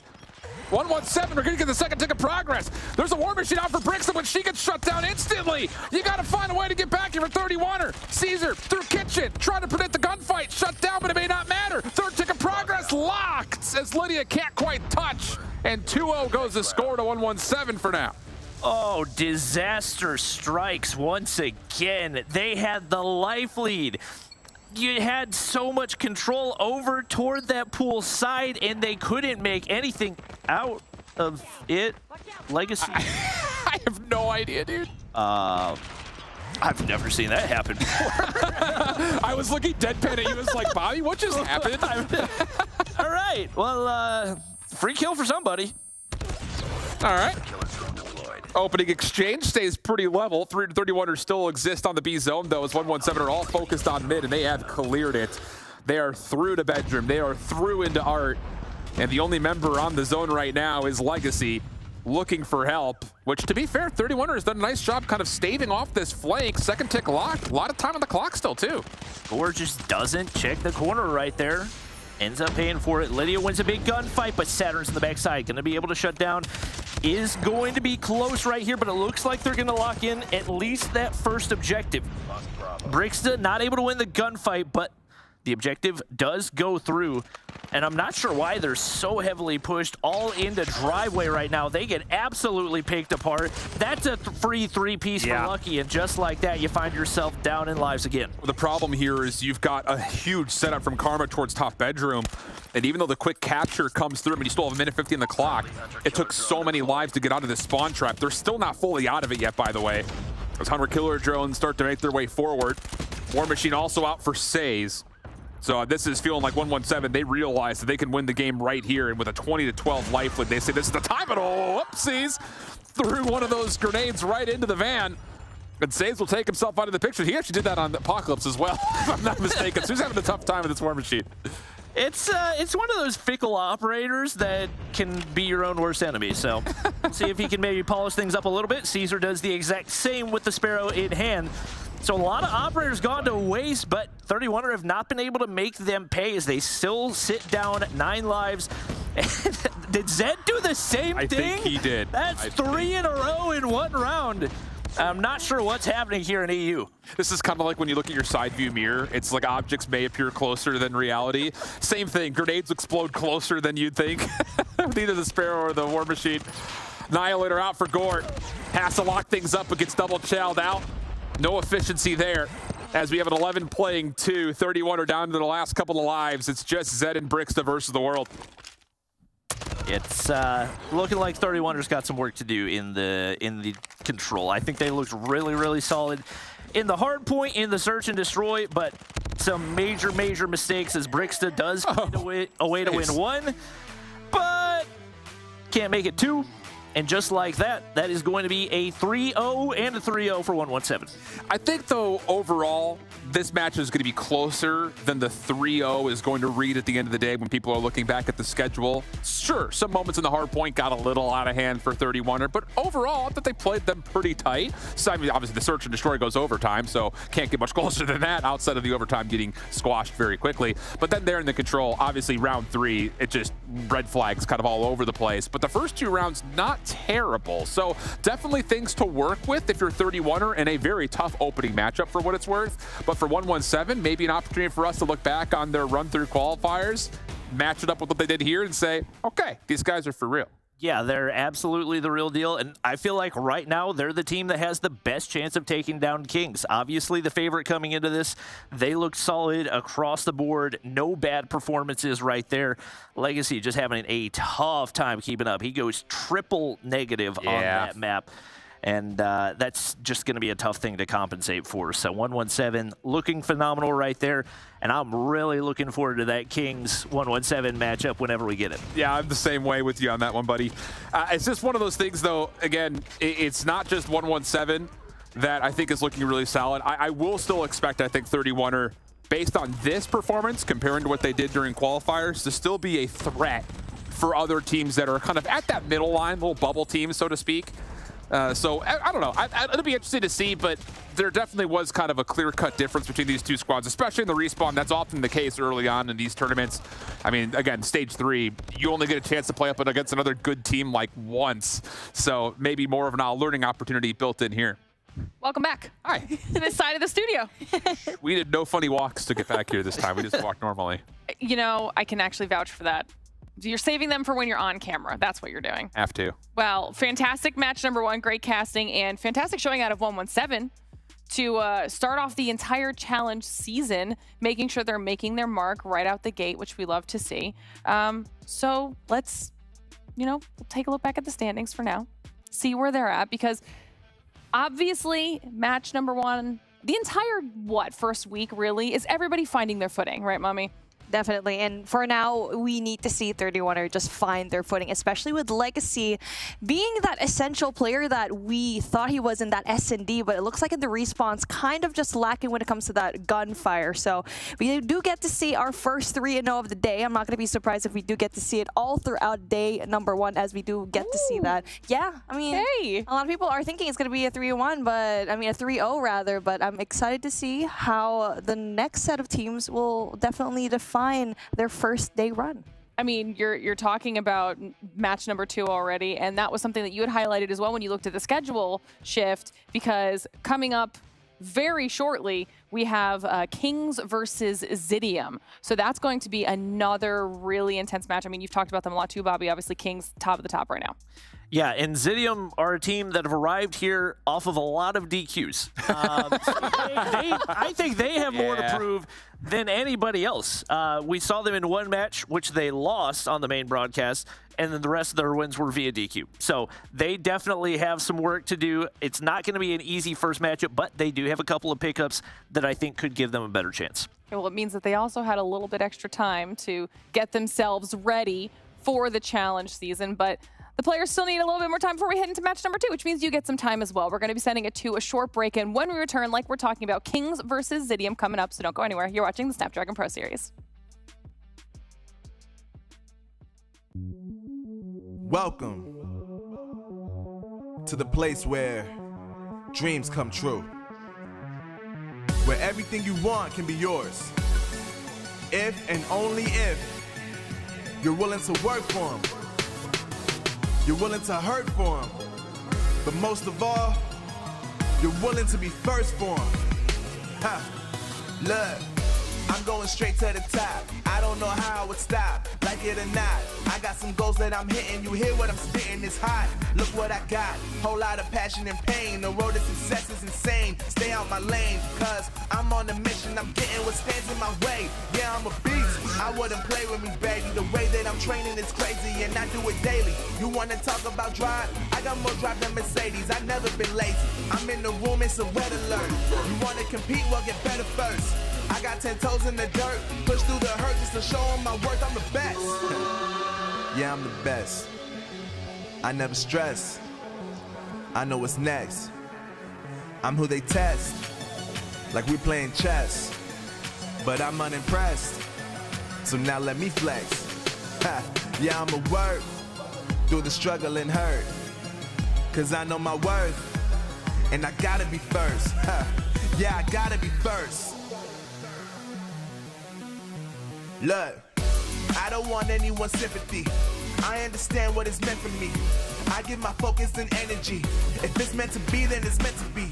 But mentally, I'm undefeated. They hear that and say I'm conceited. Like there's no reason. Like I don't beat them and come back again just to teach them that when you work under pressure, you reach higher measures. They'll try and bring you down, but you cannot let them, and only get better and focus on cheddar. Eye on the prize and you'll become a legend. Like, when I'm in the room, it's a red alert.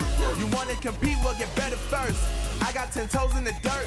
Push through the hurt just to show them my worth. I'm the best. Yeah, I'm the best. I never stress. I know what's next. I'm who they test, like we playing chess. But I'm unimpressed, so now let me flex. Ha, yeah, I'ma work through the struggle and hurt, 'cause I know my worth, and I gotta be first. Ha, yeah, I gotta be first. They don't know what's gotten into me, how'd I turn pain into energy. Through all the struggle and hurt, remember my worth, and that's why I gotta be first.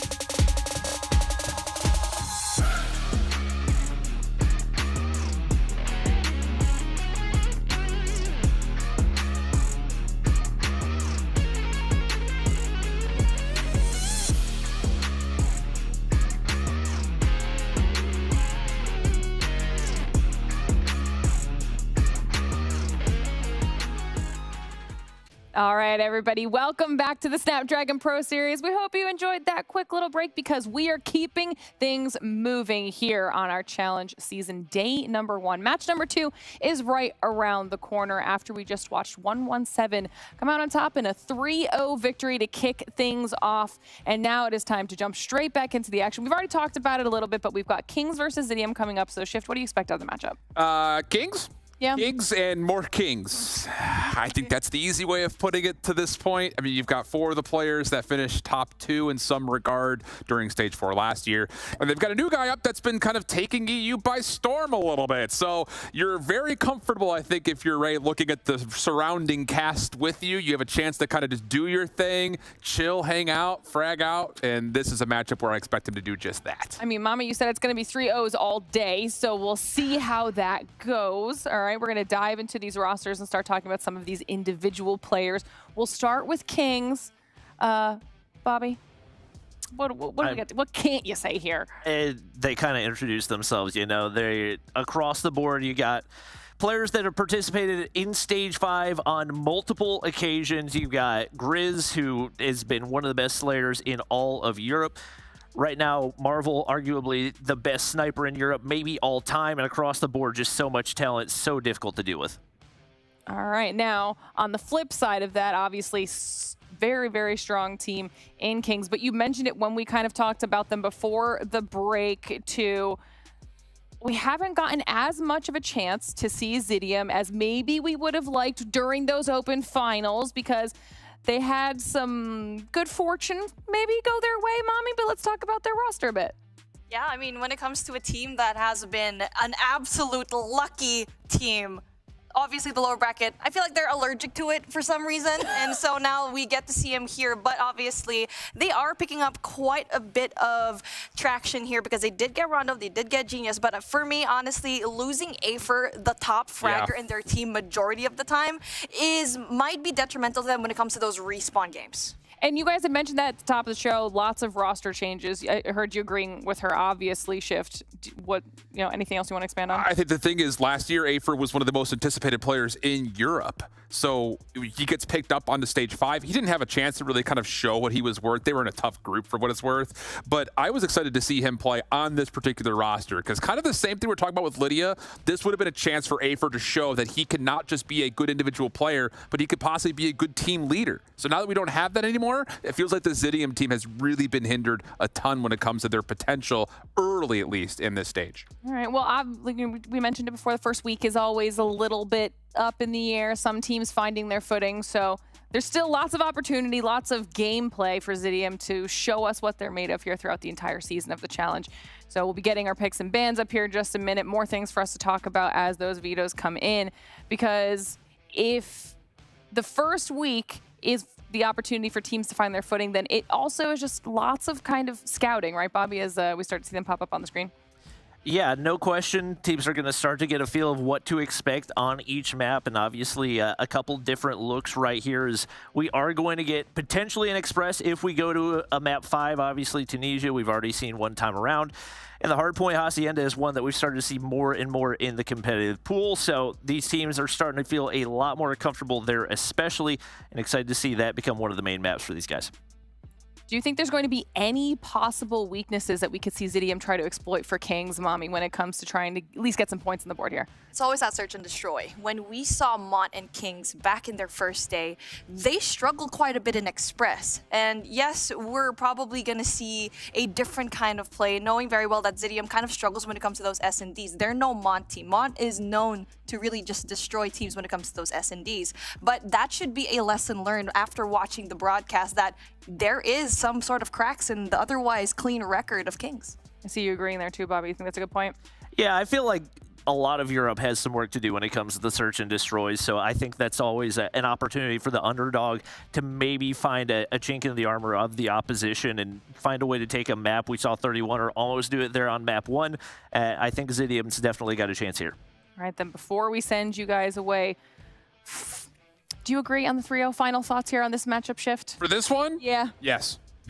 Flat out. I think the map pool is terrible for Zidium, flat out. Hacienda is a map that you can get snowballed on very quickly because the rotations are all the way across the map for every single hard point. The Tunisia search can also snowball like we just saw previously. You start to find some success with tempo, that map can get out of hand, and then Crossroads Strike Control. I have Kings slaughtering Zidium, just wiping the floor with them. That snow is going to be painted red by the end of it. You know, feeling dramatic.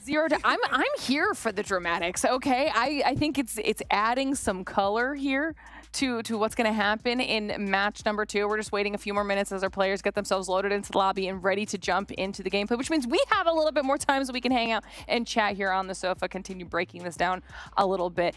Even if we do get the very strong performance that we're expecting out of Kings in this first week, what will Zidium be able to take away from that after the fact that they can then apply throughout the rest of the season, Bobby? I mean, at the end of the day, every single one of these is opportunity to learn. And I think that's one of the cool things about Stage 4 this year that we haven't had in previous years. Like, you have a bad first day, you're done for the rest of the season. So having 4 or 5 weeks to look at those VODs and see what's going wrong, what you can do better, is a huge opportunity for these teams, and I think is even more going to highlight the teams that are really putting in the work, that are studying the VODs, and that are learning from those mistakes. And that's something that you guys had highlighted a lot during the Open Finals as well, right, Mommy? But you said that maybe they struggle a little bit with that adaptation and kind of making those fixes. So is that something you're looking to see out of this region when it comes to the challenge season? Yeah, definitely. Here in Stage 4, a lot of the time, these EU teams, especially in the past few years, they've been wanting to have gameplay like this, to actually have that ecosystem to get better. They just wanted tournaments, and this is what they finally have, Stage 4. I mean, it's not a joke, too. I mean, you are having a chance in those 2 slots to bring yourself into the highest level of competition.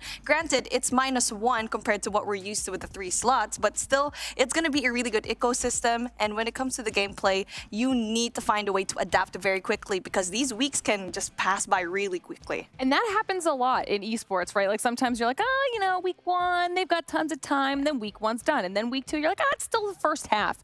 And then by week 3, too much time has passed. And if they haven't made those changes, then you don't want to have to be fighting from behind the rest of the time. And Zidium is not a team that's looking at the round robin and is circling Kings and saying that's a must win for us. You know, this is not a matchup that they're looking at saying we have to win. I think you have to be competitive. You have to be able to show us something, especially considering the free path that they essentially got, in so many words, to get to this point. But this is not a matchup that I think Zidium is circling and saying we have to win this matchup. We have to be able to at least be, you know, map 4, map 5 with these guys. This is one that you look at and say, where is our biggest weaknesses and how can we make sure those don't exist again when we play up against teams that we need to beat to kind of get into possibly a top 2 spot? Because that's really, I think, what a team like Zidium is fighting for. They might not be fighting for slot number 1, but getting to top 2, you need to be able to kind of polish up on your biggest flaws so you can beat teams like Exclusive this time through. You can find a way to beat teams like 117, because that's really where the struggle is, I think, for a team like Zidium, for instance. Yeah, a massive learning opportunity, especially right out of the gate for these teams. And then on the flip side of that, still a learning opportunity for Kings as well, Bobby, because even if this is a match that they can start off really strong on, they can still pick apart their gameplay and find those really small moments that they want to fix before they go up against a team maybe like 117, who also starts with a 3-0. And I think when you're as heavy of a top dog as Kings are in this tournament, it can become really easy to kind of just get careless, especially against teams like Zidium that you don't expect a lot out of, and you don't give yourself VOD to work from. You don't play at your very best. And ultimately, I think the biggest challenge from them is going to be taking every single matchup as seriously as they possibly can and making sure that they make the most of the opportunity here. All right, guys, now just letting you know, we're just taking a few more minutes to make sure that our players are getting in, getting themselves all situated for match number 2. If you're just joining us, join the discussion in chat as well, okay? Let us know your thoughts on this next matchup, who you think is going to be coming out on top. Do you think it's going to be Kings? Do you think there's a little bit of an underdog opportunity? If you haven't done so already, you can also follow along on all of our social medias to keep yourselves up to date with everything that's going on the entire summer, so make sure that you do that. But the game is about to be ready, so it's time for me to send you two away. Mommy and Bobby, let's get into match number 2. Ooh, I'm excited to finally do this. I mean, I kind of get the appeal now over here, yeah. We're like scurrying all the way into the other side of the world, and I like Bobby, he was trying to moonwalk the other time, and I can't do it with these shoes, unfortunately. I'm not going to try that broadcast because I know it's going to go disastrously wrong if I do. I'm maybe if I get like some less grippy shoes later on. We got a lot of weeks here, so maybe next time we'll wear some slippers or something. Pajamas. That's what we were talking about. Like before going in here, we're probably gonna be wearing pajamas, especially into those night broadcasts. But here we go. This is a series that everyone pegged to be a quick 3-0. But one advantage that Zidium has is that they don't really have much screen time compared to everyone else, obviously because they did get the DQ and just got spearheaded here into the competition. Yeah, there's definitely not as much to break down for these guys. This is not really the matchup that you want to have, that being the case. But it looks like we are good to go for map number 1 right here, as it is going to be that Hacienda hardpoint. We do have a couple of crucial pickups for Zidium heading into this. Genius and Rondo added in. I think those are 2 phenomenal pickups. Rondo definitely has been one of the solid players in EU that's not gotten quite as many opportunities, but I'm expecting big things out of him, and there he is finding an opening kill for Zidium. Big play with the smoke right there, just trying to cut off the sight lines. And this is one thing we actually saw being played really, really well back into that day number 2 for the EU Open.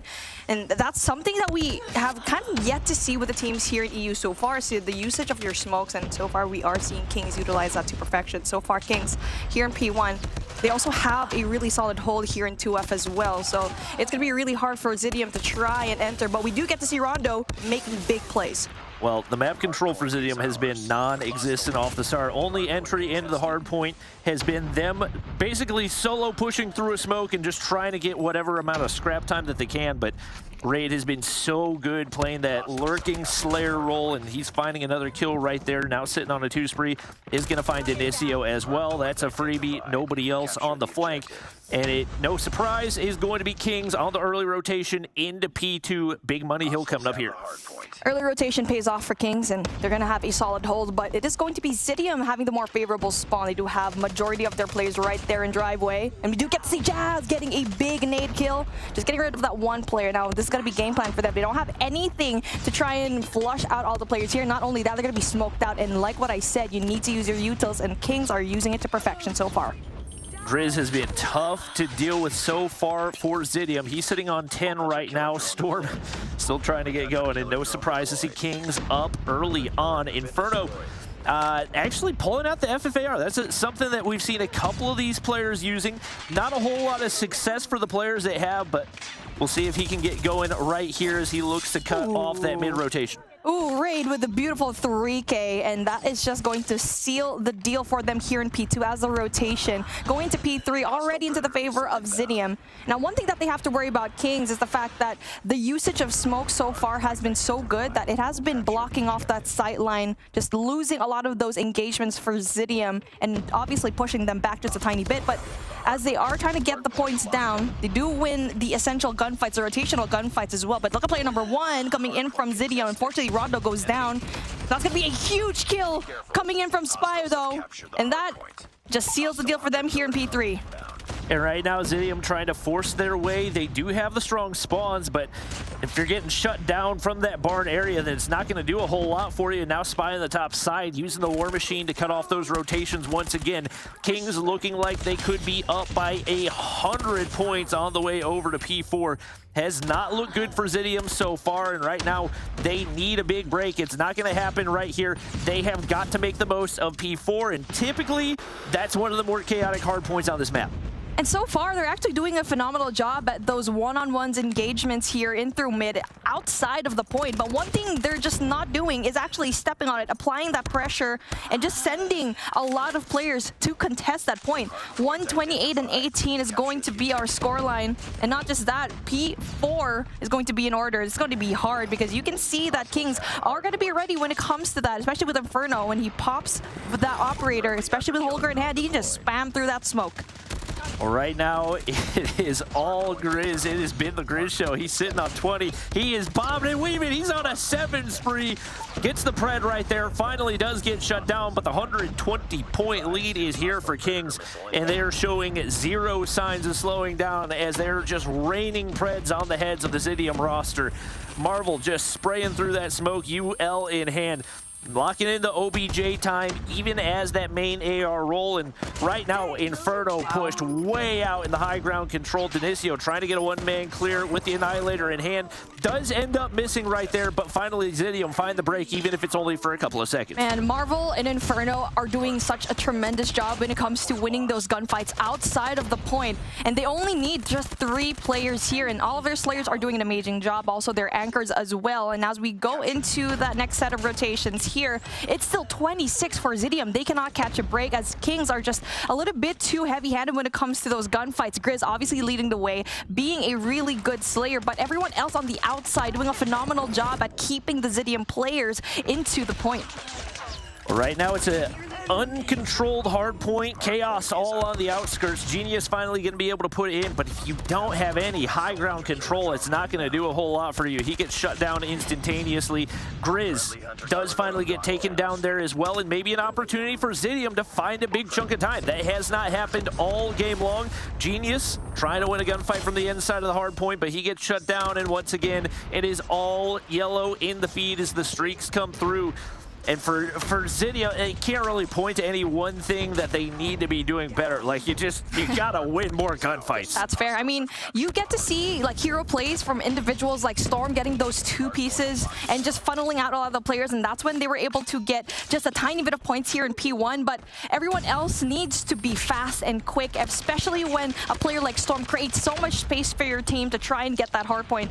Now we're going into turnaround here in P2, where Kings just absolutely got majority of the points of that last round. Yep.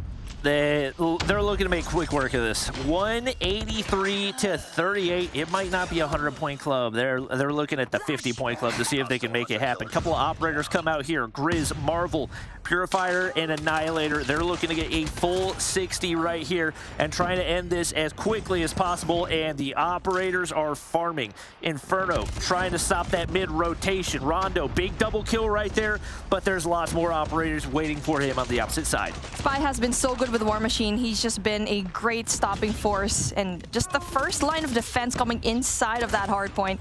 Genius, though, wins an essential gunfight, and that allows Zidium to go behind, but it might be a little bit too late. 15 seconds left, and Kings could actually try and get the full 60 here, and so far Zidium kind of a little bit in shambles. And also, player number 4 coming in from Zidium, though, Denicio is actually going to lose that essential gunfight up against Inferno, and that situational awareness coming in from Inferno, knowing very well from the Zidium side of things, they're going to be spawning off into the left side of the map by Driveway, and he's getting so many kills, almost at a 4 spree. Inferno with the claw in hand, trying to get those final couple of kills to lock in the map 1 win. And I can't remember the last time that Zidium had control of the hard point. I think it was the last time we were at P4, but it has been a minute. And Kings in the driver's seat all the way through this one. Storm, last-ditch effort to try to make something out of nothing. Denicio shut down as well. And it looks like Kings are going to send it. Oh, they avoid the 40-point club. All right, they find the break back in.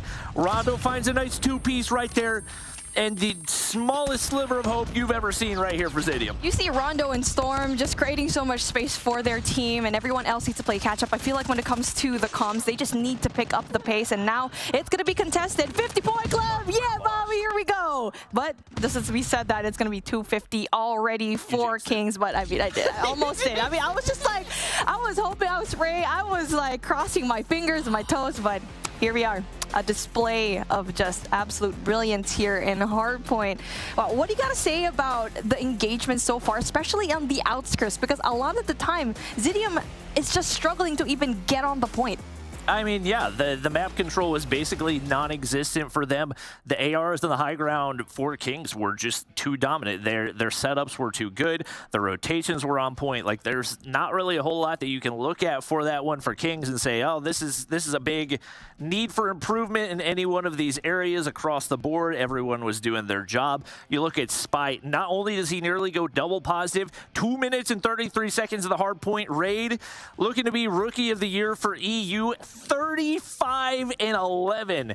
That guy showed out in a big way. Guy's cracked. I mean, we heard it a while ago in the video. Quite juicy when it comes to the gameplay. Not just that, the movement that he displays is something that we don't really get to see too often when it comes to this EU region. Looks like these young bloods definitely know how to bring more spice into the table. As we look at the highlights right now, it's all just yellow in the feed right now.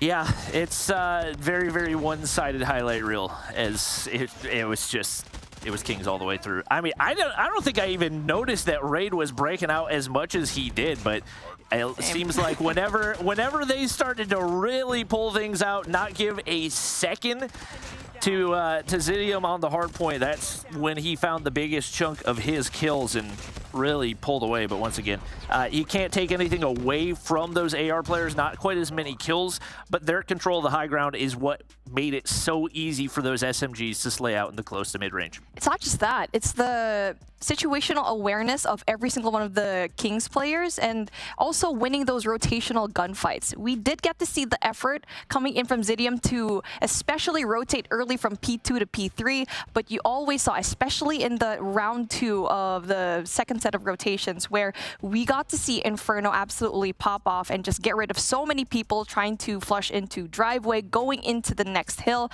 and that is something that you like to see here in Hacienda. Obviously, it's a huge map. And if it's not going to be a 3-0, we are bringing it down to a summit later on, which is a smaller map. I think Zidium need to find a way to win this S&D to try and win that hardpoint game. Yeah, I mean, the S&D, I think all season long is going to be a must-win mode for these guys. No question, that's the mode that the underdogs heading into these matchups are going to look at and say, this is where we've got a chance at taking a map off of them. And I think with a loss as big as we just saw, they absolutely need to bounce back here in the Search and Destroy. Definitely, but the next map is not going to be easy. For some reason, all the maps that were banned in our first few days of the EU Open, not this time around. We're seeing everything finally come through. Tunisia, we saw it a while ago. 31er absolutely struggled here. There were signs of life, and I hope that Zidium watched that broadcast and learned a thing or two in 117 not found. But here we go. Kings, Zidium, search and destroy, where you already mentioned it. Zidium can definitely bring it to the table if they studied it well. Very, very split push off the start here for Kings. Got Inferno looking to get some information from that top side. Big first blood for Storm. He takes down Grizz. And honestly, for this map, it's surprising to see the offensive push as split as it is. They do end up paying for it off the start right here. Genius tucked away in this corner. Inferno's going to spot him, and he, just like that, is going to even things up. Spy finds one, looking to flank. And just like that, Kings are in the driver's seat. I love it when players just check their corners and Inferno was just in a right position. Not just that, even if he was taken down, he could have had another backup just in case he did. And now, fast push coming into Bravo. You'd expect that player number 4 coming from Zidium. That's going to be Denisio to absolutely step on it. And there you go. It's going to be too hard coming in from Jazz because he's just going to be overwhelmed. 1v4 though, still very doable, especially Denisio with a Locust. Can try to pick them off one by one as the bomb's finally going to go down.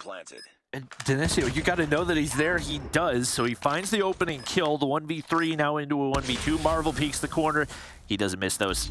Makes him pay. It's Kings taking round 1 right there. And we've yet to see any surprises so far. Very, very well played. And even if it wasn't a traditional approach from what we've seen out of these teams, the slow split push off the start paying off initially for King. Now we're seeing a push, full man push coming in through that Bravo flag, and that's going to be huge for them if they get to win it. But for Zidium, they do get to put more players into Bravo. So that's going to be a huge and even split from both of these teams, actually. Oh, Genius! Unfortunately goes down. Inferno too fast with the scope. He read that perfectly, and he did that both times around. He's going to be able to hit the quick scope onto Jazz as well. And a couple of openers once again, making the defense look as soft as mashed potatoes. Is right now Storm trying to recover. He's going to get shut down, and Inferno looking for the ace. Denisio finally going to be able to take him down right there, but Raid tucked into a nasty spot. Looks like the bomb has been retrieved, and Spy going to be able to find the plant here. Marvel, though, brings it down into a 1v3. This is going to be so difficult for you to go in clutch. Now, it's a long wraparound right now from Rondo. CBR is going to be a difficult gun to have, especially in a site like Bravo, knowing very well that you have a sniper right there in your sights. So he's going to turn around. He's going to find a shorter route, a safer route. But obviously, they know where the Spy is. They definitely know where to adjust, and Marvel tags him just a tiny bit. But Spy just ends it, nail in the coffin. What a good adjustment coming in from Kings. Ready up.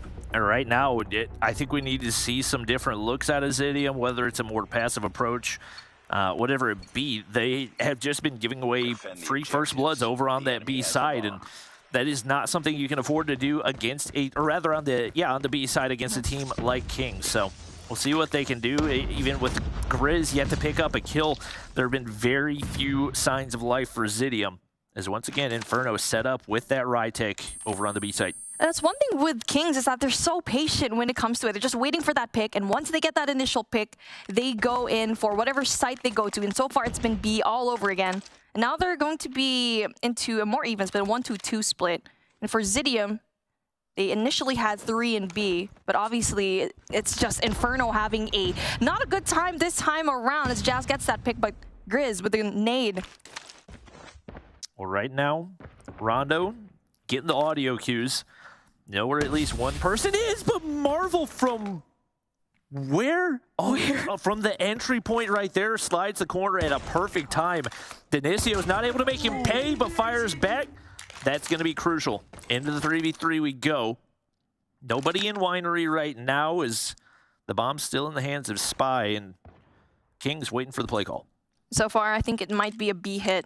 You get to see play number 2 versus play number 5, but Raid is going to be able to win that gunfight. Storm goes down, and that allows them to possibly go in through another B hit here right now. And so far, the Zidium boys are going to be, I feel like, too isolated for my liking. You already have that information that mid's going to be open. We need to see player number 4, that's Denisio, to try and rotate as soon as possible. You can see Jazz eyes on the mid entryway. Denisio, if the timing is right, might be able to find a planter, but Spy from the top side takes down Jazz. Should be able to spot the head of Spy, and if he's able to get away with his life, might be able to make this tough. There's not a whole lot of time. 5 seconds. You've got to get the bomb down right here, but you can't afford to lose your life, and unfortunately, he does exactly that. Well played by Kings, a little bit too close for comfort, but they do come away with the round once again. Zidium needs to find a way to rotate faster, because if Denisio was there just 3 seconds earlier, it would have been a different situation, knowing very well that the time was dwindling down, not into the favor of Kings. And right now it's like a 3-0, and obviously in a map like Tunisia where it's just completely huge, we're slowing things down just a tiny bit, and there you go! Almost getting that kill. Storm is able to get rid of Grizz, and Marvel gets the trade of his own, and so far looking good for Zidium as Rondo gets that beautiful 2-piece. And if you're Denisio, you have got to hit one of those shots. It could very well have been a 3v1 right here, but now a 2v2, not quite as winnable. Spy knows exactly where Genius is. I'm thinking, where is he going to peek to find the kill? Does that there. Now all down to Jazz, audio cue, but he is turning his head, spinning all directions, and gets shut down once again as Kings extend the lead. We need to find a way, like, for Zidium to just stop isolating themselves, because so far that was very winnable for them. That was probably one of the more, I think, better rounds coming in from them, and now Kings are up 4. Zidium still 0.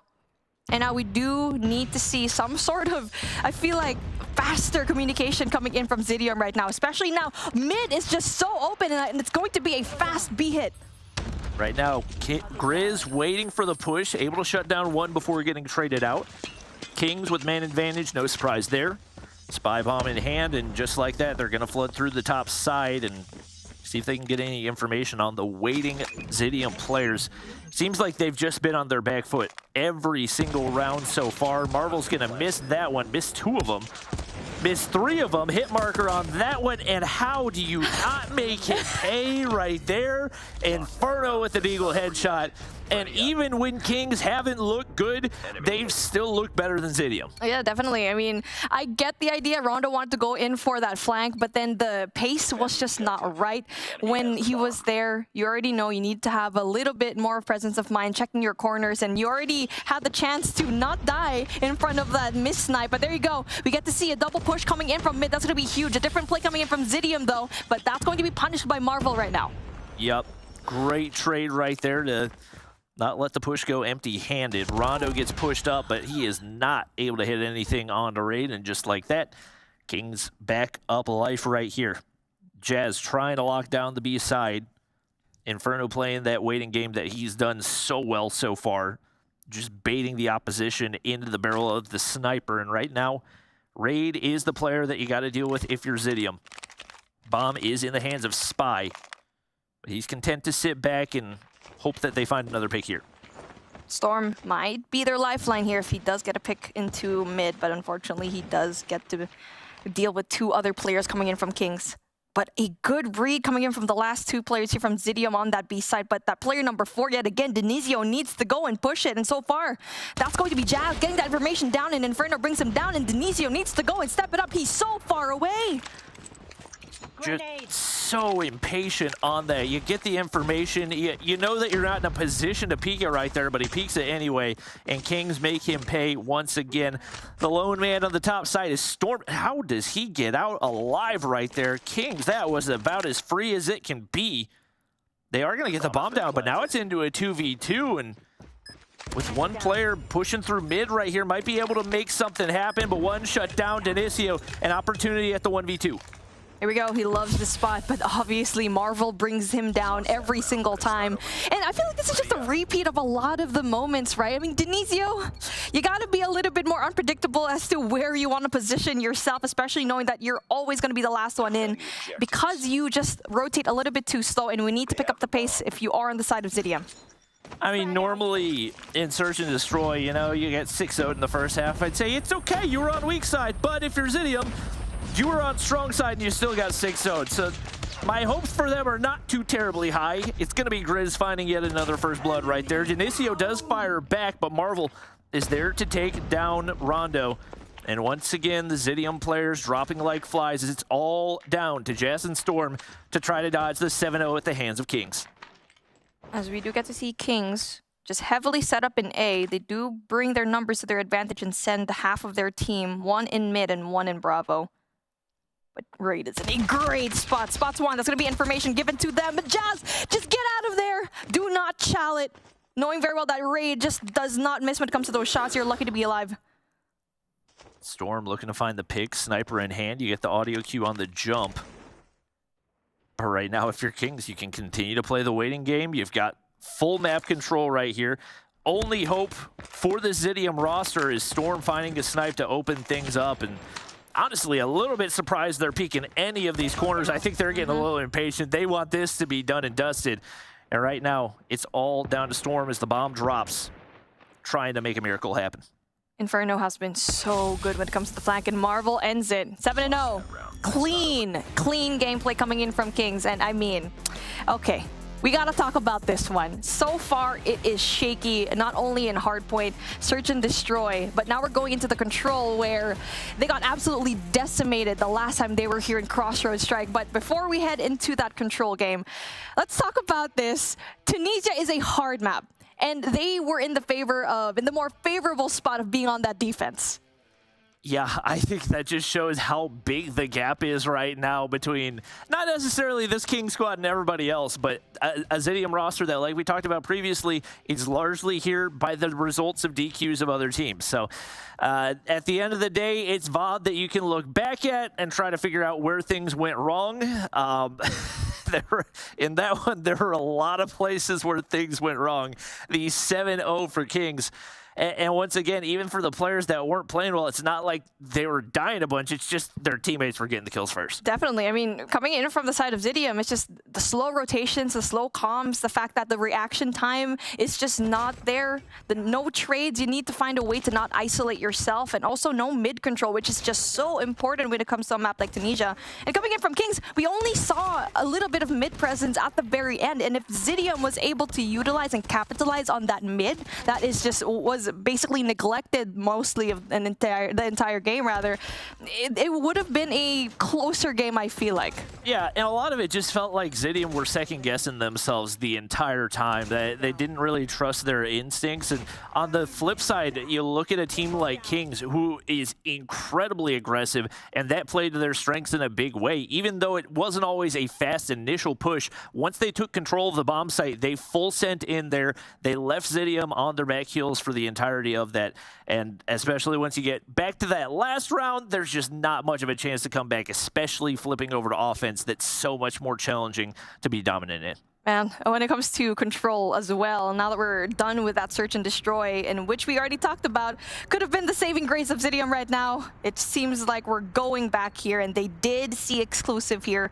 They were 0-3'd, and they did not have the best of times. And that was Afer on their side, which is probably one of the saving graces of that team. But right now, let's see what they are made of. Backs against the wall, as they are going to be starting on that offensive side, which is definitely a little bit harder. But in a map like this, I feel like it's a little bit more easy when it comes to especially comparing that defensive and attacking side. Well, this is the most spawn trappable map mode combo in all of COD Mobile, and it is showing early on. This is exactly what I was expecting to see, and this is exactly what I'm expecting will happen on the opposite side as well. 28-15. There was not a glimmer of hope from the first second that this game opened. There's already streaks raining down on their heads. And if there was a forfeit button, I think Zidium would be pressing right now. Oh my gosh, the amount of Riz that Grizz had just pushing so deep into the spawn of Zidium was just absolutely rude, but I love that. Here we go. Kings is just showing dominance here when it comes to Crossroads Strike, and you mentioned it. It's very much spawn trappable. You need to find a way to control Catwalk and not allow the rest of the teams. And speaking of, two players funneling in through Catwalk, getting that building that will definitely give them more of an advantage for that spawn trap. Well, Genius does find one, Denicio another, but a 1v20. Not looking great. I think it is very, very kind of Kings that they wish to put Zidium out of their misery this quickly. Jazz yet to pick up a kill. And there's no highlight players on Kings because they all have just been farming the entire time. You got to think those operators going to pop soon. And the only reason they haven't was because the round ended so quickly. Definitely. They still need to bring out their full force. And so far, we do not see any kind of presence from Zidium into these buildings that you definitely need to have control of. And like what I mentioned, Catwalk's going to be absolutely essential. And we do get to see Storm try to win those gunfights, but like what we see, Raid's going to be able to just apply that pressure down as he is going to be hunted, but he still wins that gunfight here in mid. I think, like you mentioned earlier, the loss of Afer is being felt in a massive way by Zidium. He was the only real bright spot for them in the match that we saw in Stage 3, and very sorely missing his presence. That was a questionable gunfight loss right there. But once again, they continue to slay out, tucked away in all the right positions. They're playing the objective too. Honestly, they don't need to play the objective, but this is what we wanted to see out of Kings. Even in the matchups where you feel like it's going to be a blowout, playing fundamentally sound, playing the game the exact same way as if it was the #2 team in your entire region. They look phenomenal right here. They get A locked in, and Grizz completely controlling the mid-map with that Purifier in hand. Zidium, once again, looking a little hopeless as it is a 2v22. Not just that, they're not going to be set up for that attacking round. They are broke. No score streaks, no operators to try and attack up against these Kings right now. And we already saw how fast they went in there for the spawn trap. And now we need to see Zidium try to funnel in through the building as fast as possible. You've got to get mid-map control. That is your only hope of avoiding the spawn trap. Genius right there needs to win the gunfight. Inferno is sitting on an 8 KD in this one. Not quite as good as the 8.5 that we're seeing for Raid right now. 17-2. The score streaks continue to raid down. And Zidium actually keeping things fairly even off the start of this one. So the mid-map control has paid, at least early on. And hope is not completely lost quite yet. Spy, though, with the War Machine, you already know how well he actually play this. And so far, it's still pretty doable for Zidium to try and make that comeback, as Genius is going to be winning that essential gunfight, stopping the push here in Bravo. But Alpha is going to be captured. At this point, they're actually aware that Kings is just abusing Catwalk all the time. So, but then, just as I said, that it's already 16-21. Yeah, I mean, the mid-map control is everything on this map. If you give it up, you're going to be in a spawn trap in a matter of seconds. That is exactly what happened the first 2 times around. Zidium at least making some mid-game adjustments, finding a way, and that's the thing that they're going to have to do all Stage 4 long. That's not just a thing you're doing up against Kings. You got to see where your mistakes are. If you can find a way to control this mid-map area, you have a chance at taking not only a game, but maybe a match. And right now, they have got to find ways to improve. Jazz with Purifier in hands going to find another couple right here, and actually a doable round here for Zidium on the offensive side. Rondo, Signs of Life, brings out the War Machine right on time. Unfortunately, not able to get rid of Marvel, but that does bring it into a more even playground. 6-4, still very doable for Zidium, but as we do get to see that second tick of progress here in Bravo, they're doing a pretty good job, and so far, it is actually doable, but with Genius going down and losing that essential operator, a 1v6 is just not doable as King. They do get to finally still have that crown, and it was a fast map right here. Not just a fast map, a fast series in general. Yeah, that's lots of VOD to review if you, well, not lots of VOD. It's actually pretty short VOD to review if you're Zidium, but I think they did a good job making some adjustments there in the last round of the control, and they showed they've got the gun skill to at least be able to keep up. But there was just zero map control for the entirety of those first 2 rounds, and it was very, very much felt, I think, especially in round 1, that was just an entire round-long spawn trap. It's a map knowledge, knowing how to go around the map, the timing of it. I feel like when it comes to the timing, that's more of that S&D round and just having those fast comms. And now coming in from the side of Kings, obviously that is just points after points. And even though Marvel didn't really have the best of games, it doesn't matter because everyone else from Kings are just absolutely cracked. Spy this time around picks it up with 27 kills to his name. Yeah, that was a bloodbath. I mean, to be fair, that's exactly what Shift expected was going to happen, and that's what we got. So it was the Kings show. We'll see if they maintain that level of dominance. I'm not expecting that level against the other teams. There's a lot of talent here in EU, but definitely a warning call that they have put out against the rest of the competition that they are not messing around here in Stage 4. They got the best. They got the best teams here so far, and I'm excited to see how they're gonna fare with teams that are in the middle of the pack in Glitter. You've seen it already, like Shift mentioned. It was a fast 3-0. We were talking about that while we were watching, right? We were kind of watching it go down in the first score line, and I was like, okay, you know what? It's just it's Hardpoint. Maybe they'll bounce back a little bit, but it was the indomitable force that was Kings. I mean, we had to essentially like speed run our bathroom break because we weren't sure we were going to get back in time. Like, this was the DoorDash challenge for Kings. I mean, come on. They weren't losing gunfights. So, you know, again, it's borderline to be expected. It's your best team in Europe, probably, versus a team that I think a lot of us are putting near the bottom of the power rankings for Europe. So you expect to see things like this happen early on, especially. But for Kings, that was almost too comfortable. I mean, flat out. I'm pretty comfortable right now, but Kings may be a little bit more comfortable than I am in this very lovely chair. That's saying a lot, too, because I'm very comfortable. I do. I need to get one and ship it to the U.S. All right, well, we'll have the leaderboard popped up on here. Like we keep saying, first week is just, you know, we're not gonna see a whole lot of changes. Just lots of 1-0s or O's and 1s. So things will start to change tomorrow, and then the week after that, we'll start getting a better kind of lay of the land when it comes to all of our teams. But that means if match number 2 is done, it is time for break number 2 for us here in the studio. So we're going to be sending you guys on over to that. And when we come back, match number 3 between Exclusive and Mont right around the corner, so don't go anywhere. We'll be right back.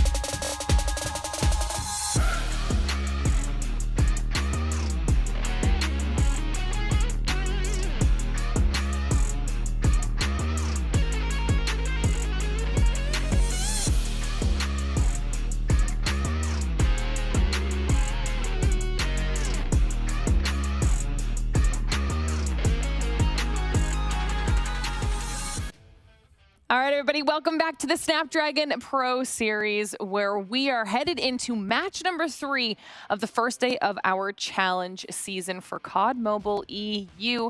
It's been a 3-0 day so far for our first 2 matches. We'll have to see what our last 2 matches have in store for us. And the match that I'm talking about coming up next is going to be between Exclusive and Mont. So, Bobby, what can we expect out of this matchup? I would be lying if I said I it was going to be another 3-0. I don't think it's going to be all 3-0s today. I think the last matchup is going to be a really, really good one. But Mont had a lot of struggles whenever it came to stage 3. Obviously, you guys saw the broadcast. They did have some bright spots in the search and destroy, and if they can execute there again, I think there's a chance that they can make it a 3-1, but the respawns looked rough. Okay, all right. We'll have to see if they were able to make some of those adjustments that we've been talking about quite a bit since the Open Finals now. See what they are able to work on. But then we'll take a look at the rosters as well, and we'll start with Exclusive here, Shift. I think this is a roster you look at on paper for those that are familiar with EU, and you say, at worst, this team should be expecting top 3. At best, they find a way to also possibly surprise a team like Kings and work their way on top. The biggest picture for me, though, I'm actually looking at Veer, the guy in the second position there, because he was part of that very highly anticipated light team last year that kind of dropped the ball in stage 4. We had a lot of high expectations for them. Granted, they had a tough bracket and they kind of got, you know, a little unblessed on what seeding they had, but still, this guy I imagine is going to be on a revenge tour, and having to only go through Zidium in stage 3 quals, we're going to really get a good look to see what they have to offer for us here today, in my opinion. All right, I like that. I like that. And then on the flip side of things, we were just talking about a Mont, Mommy. Do you think that they were able to make some of those changes? Yeah, we already said that in this week, we had a shuffle when it comes to roster mania. Etsy being that #1 person I'm looking at, because in their last map, actually, it was Express, and Etsy was in Team Mobility, which is not here right now. And so far, they were able to get them. If you don't beat them, join them, right? So right now, Etsy is that one person, has been so good when it comes to the sniper. And like what Bobby said already, he set it up. Mont is so good in that search and destroy, but Exclusive, on the other hand, is absolutely insane in that search. So I feel like this is going to be a close matchup, well, depending on the map. So far, when it comes to the respawns, Mont needs a little bit of, you know, just tweaking. Okay. All right. We'll see if they're able to make those tweaks on the fly, or if that's something they worked on heading into the challenge season. But you also did point out that there is the potential for those map choices to really kind of play a big factor for the success or failure when it comes to the Mont side of things. So we're going to be getting those up on the screen here shortly as well. And then we'll see how that will affect the gameplay. I don't think it's going to change anything for you, Bobby, right now.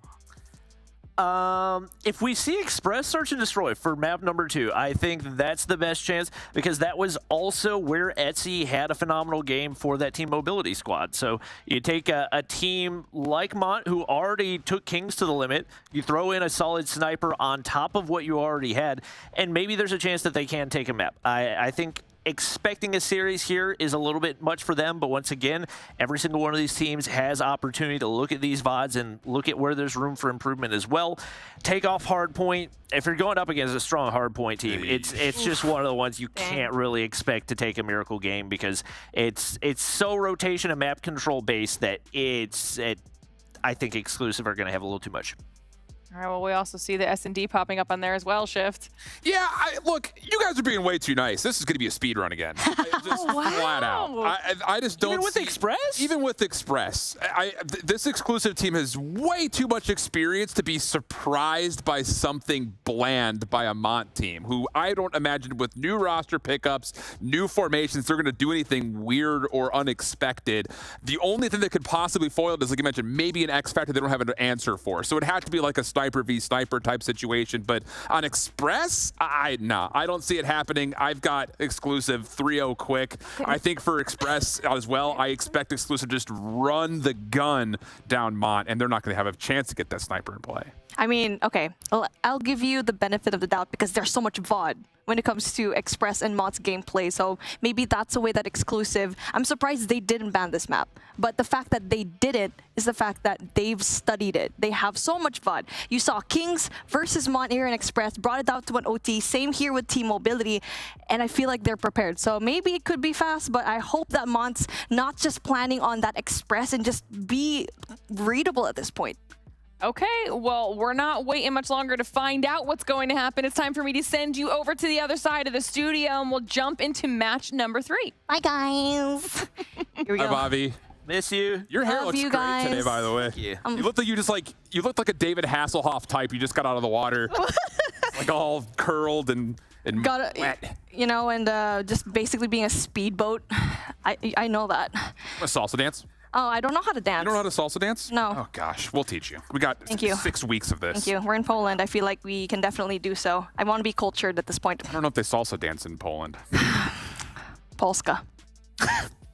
True. Fair enough. I mean, look, I'm going to keep it pretty plain. I just don't see a world where Mont is able to compete with the just individual level that Exclusive brings to the table. We're talking about one of the more battle-tested individual teams that are here in this group compared to a squad that's pretty brand new. And the thing I'm most worried about is how much do you get in your own head when you play a map like Takeoff that can get out of hand very quickly. Definitely. The last time that Mont played this, it wasn't so pretty. It was against Kings, and Exclusive definitely will be able to utilize that, capitalize on that loss, and now we get to see it. I'm curious as to how a man like Etsy, especially with a long-range weapon like a Kilo, could beam from across the map. That's one of the things we saw last year in Stage 5. Long-range weaponry on this map could definitely be a thorn in the side, but so far, we'll get those names at the top fixed up for you. It is going to be Mont in the hard point for the time being. Nice little zone of control towards the north side of the map, but Creed already changing things up. Balance working with them, and it's a clean kill feed. The break already in. That's going to be impressive when it comes to that break from Mont. And so far, they do have a solid map control as well. Champy winning those beautiful fights, gets a 2-piece, and so far, pretty back and forth, but obviously this is going to be a contest hill. P1 definitely going to be a back and forth that we do expect. But player number 5 on the screen, though, that's going to be Etsy, winning a lot of the gunfights down into Generator. But again, a back and forth I would like to see. But if you are kind of confused, Exclusive is actually going to be on the right side, and Mont is going to be on that left. So if we can kind of fix a route there, it's a 12 for Mont and a 28 for Exclusive. Yeah, with rotation, I will say Mont doing a nice job of kind of controlling this second floor area. Having a tougher time kind of keeping that exit safe, though. Spawn's still good. Hardpoint about to open up here for P2, so it'll be a 50-50 battle. Exclusive battling from the front, and, well, actually, it's Champy the first one in. Nade's going to litter this second floor very quickly, and Neil's able to turn that into a double. He's also got a trophy now to keep his teammates safe, and it's Exclusive all over the opening break. Mont was there early, and they do have the more favorable spawn, but then it's just Exclusive just winning a lot of these gunfights down, and the gunfights outside of the point. And so far, we get to see it. That's player number 4 coming in from Exclusive. ZZ is going to be winning an essential gunfight over here, and Neil is going to try to shut him down and also try to win those spawns for them. Yeah, not looking good right now for Mont. Yeah, like you mentioned, still holding on to the spawns, but they have not been able to get into the hard point until this moment right here. Finally a chance for numbers to come out, but you've already got score streaks being earned up. Hunter Killer Joan Tossed has tried to, a little finesse time here for Exclusive, trying to work towards the scrap, but eventually they will give it up, make their way over towards Lounge, and set themselves up for new. Generator spawns right now coming in from Exclusive. Balance is going to spawn right there. That's going to be huge for him, and he's going to try to anchor down that spawn. But everyone else coming in from Mont, though, very well aware that they need to rotate into that side, and so far all blue into the feed. And it is just so nice that they're actually just going in for that 3-man push coming from Generators. And it's going to be still Balance trying to win that gunfight, but unfortunately, Etsy just wins those. I like this, though. War Machine out for Jace. He's going to try to clear out these doorways, and the rest of Mont are going to hit from the other point of ingress. Works out well for now. Response coming through. Sparrow, Claws, all being pulled out as Exclusive trying to fight their way back, and it's Veer with a triple. Fahim is able to get himself back in to try to contest, but the numbers too significant, and Exclusive have rebroken. Veer gonna win those, especially with the Sparrow in hand. That's a good usage when it comes to your operator skills. Only able to just touch it for a little bit, and Mont kind of struggled to go in for the break. And even though that Generator push was just so good, not able to sustain, as we do get to see that rotation finally fall through, and we do get to see that Balance wins an essential gunfight yet again. And so far, Balance has been so good when it comes to anchoring these spawns. He's the one guy that, we watched last year, and we thought his ceiling was going to be super, super high. Did not quite able to get to the final moments of last year, but definitely a player to keep your eye on as we continue through this stage 4. Over towards New. Exclusive enjoying a 50-point lead. Lots of operators were spent on that previous hard point, so expect this to be a lot of raw vanilla gunplay. And so far, Exclusive coming out on top of the kill feed. Mont trying to break from the middle of the map. Tough position, but ZZ does well to get one. Turns over, but it's Patron who's able to keep him safe. Now it's down to, can you actually break on into these tight corners? And so far, so good. Last player left is Balance. He's able to take down one. steps away from the gunfight, gets the reload, and there's the second. Now back in towards the front doors. Exclusive is here trying to hold. So fast when it comes to the approach here, and just so good when the break. And something that I'm really curious to see is Ziz is going to be holding that CBR, which he usually just holds the Hulker. And maybe I'm thinking about their gun chemistry is going to be different with Etsy now doing the long-range engagements instead. Yeah, that's definitely something to keep in mind. If it's a new player on, that may change your open composition full out. So it's a good shot. We'll keep our eye on it. As Balance does take down 2 with the Pred missile. Just when you thought that maybe Mont was finessing for the scrap time and a potential rotation to hold down to spawns for new, they get completely broken off the score streaks. Creed holds and anchors the back. And as we get back over towards Fountain, sure, Mont have some numbers to keep it neutral, but the superior high ground held by Exclusive. And now it's really uncharacteristic for ZZ to just have that 6, and so far needs to try and adapt when it comes to that short-range engagement. So far, Mont does have a solid hold here, and what we've seen so far, they're actually pretty good when it comes to holding that P1 early on into that hard point, but we do get to see huge kills coming in from Neil with the Annihilator just from far away, and just like that, the hard work that Mont had here in P1 just flushed away. Yeah, that's just good efficiency, I think, overall. When you look at operator usage for the side of Exclusive, it was essentially everyone flooding through P3, and everyone was just kind of gut check calling, but the Annihilator here essentially allows Exclusive a chance to dominate some control over the left side of the minimap. Mont hanging around though, 70 to 141, doing what they can on this scrap time to keep themselves in the game, but the trends, the patterns, all of it continues to build for the narrative of Exclusive. So far though, Mont's in a really good position to try and defend P2 once we do go in for that rotation. They do have 3 operators to use, so that's going to be huge for them. Not just that, they are pretty well aware that they do want that Special Forces base instead, which is the more favorable spawn, and especially with that 3 operators to use, it'll definitely be huge for them. And so far, Exclusive's going to be in a really bad spot as they're losing a lot of their rotational gunfights outside of the hard point. But Balance does get 1 elimination. It allows Creed to spawn up 50-50 spawns. Etsy pulling out the claw. Creed, a little gut punch as he slides on into the action. So now ZZ's got to try to respond to this. Creed turns it into a second, and that is just clinical play from Exclusive. Lots of focus towards the front. Someone sneaks behind. It allows a break into the spawns, and with that simultaneous to the hard point, now Creed can get to work on the claw. Oh, brother. Not looking great right now for Mont. Missing out another massive opportunity. Fahim only gets 1 with the Sparrow, and it goes from bad to worse that quick. They just let go when it comes to the opportunities that they make for themselves early on into the round and not able to sustain it at the late hard points. And you do get to see Balance making such huge kills as well, just dominating those spawns and just allowing his team to spawn even closer. And now we do get to see an early rotation coming in from Mont this time around, where we got to see Exclusive just go in there early in the last time, but that is a good response coming in from Mont. But what they do need to hold though, it's just, again, that's player number 5, Balance, just an absolute machine going into spawns. Etsy in a good spot up top on the balcony. He can help lock down mid, create a little bit of space here for ZZ and Patronix to just kind of hold on to these corners. But Champion's already gotten around the back. Look at the surround here for Exclusive. They've gotten into great positions. Neil makes his presence known. Works in with the Fenix, steps away. Trophy system down, turn and burn. No, not going to work out. Etsy, Jay say hold on, and Mont still in the game. That's going to be a solid hold coming in from Mont, and so far they're actually having signs of life here. That's going to be huge for them, but it's just going to be Champion Balance going in for those short-range engagements, and that's what they've been winning so far. They're so good at controlling the point and just flushing in, going in for the retake, and that's what we need to see coming in from Mont, is just winning those engagements in the short end. Yeah, trades still coming out on top for Exclusive when it matters most. Mont just not quite able to hold on to the layers that you need. Sometimes good setups for their initial hold gets broken down, they lose spawns, they lose the hard point. We just haven't seen them really kind of check the boxes for an entire 60-second stretch.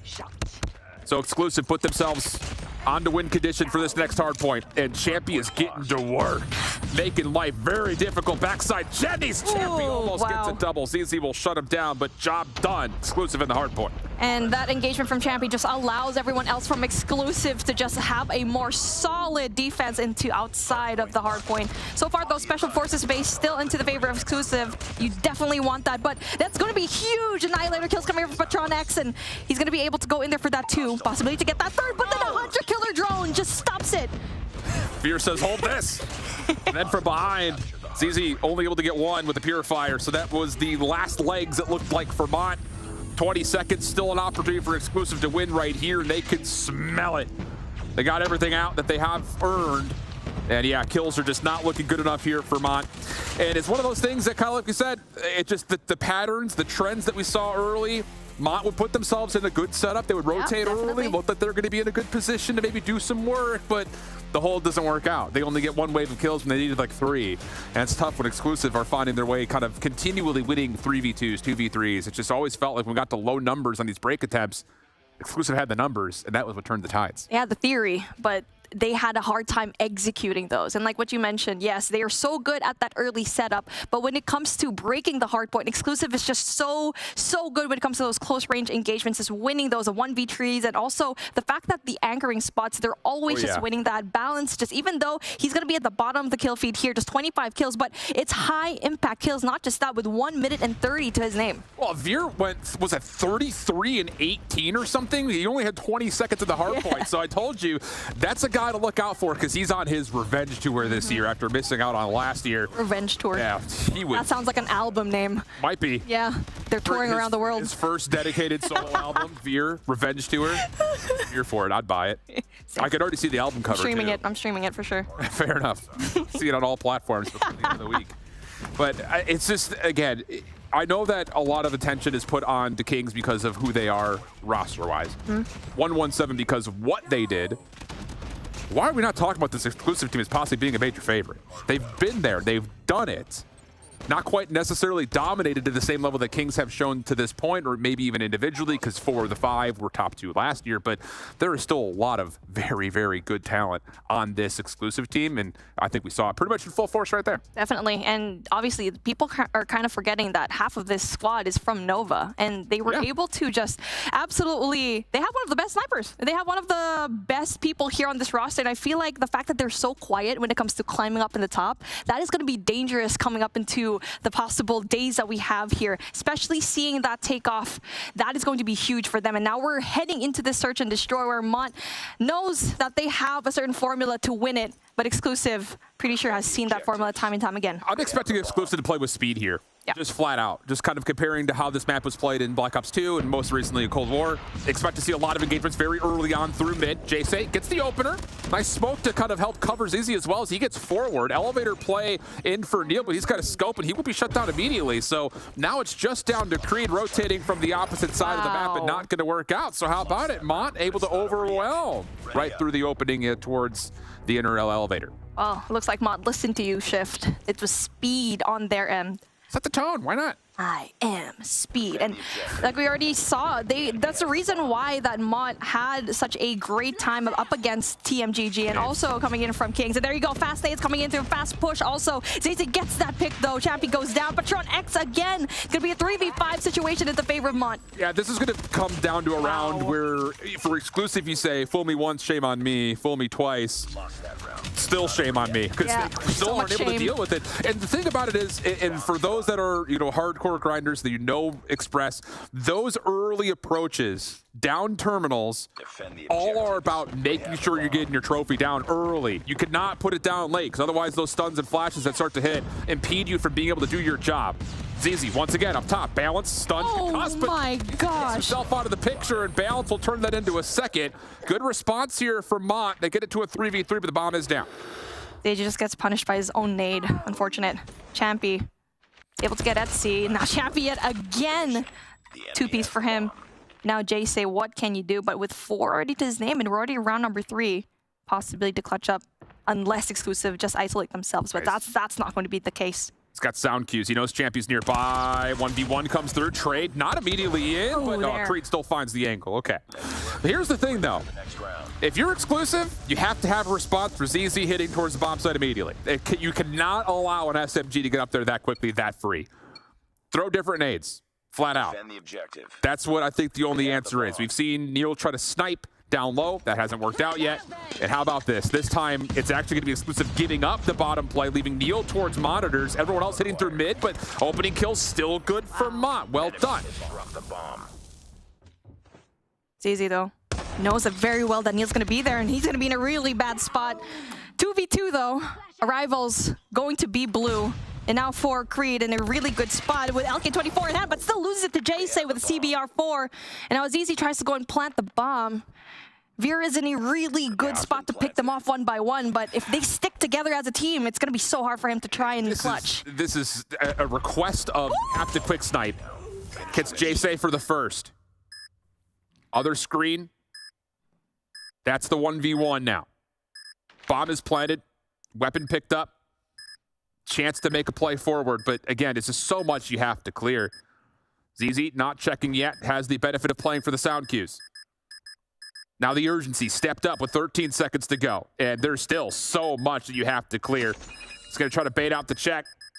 Turn your attention to the right side of the monitor. Here's the check, and yep, just play with your food a little bit. No chance for the defuse to come through. Veer even finishes it off, and wow, ZZ is just dominating right here through mid-central. He's trying to make up for that game in hardpoint, and so far so good. I mean, apart from that fact that he accidentally got himself out of the competition here with that own nade, but that is going to be huge for Zay, knowing very well that it's going to be a fake and also playing time to perfection. And now we're going in through that A push instead, and so far Exclusive not being able to read the fact that it's going to be an A hit, but still balance goes down early. Exclusive, what are we doing? Champy does at least get a trade, but you cannot allow them to sit in mid-tracks like this. There is no way you are allowing the offense to get through here. And finally, Veer does connect with a very nice key scope. ZZ playing low.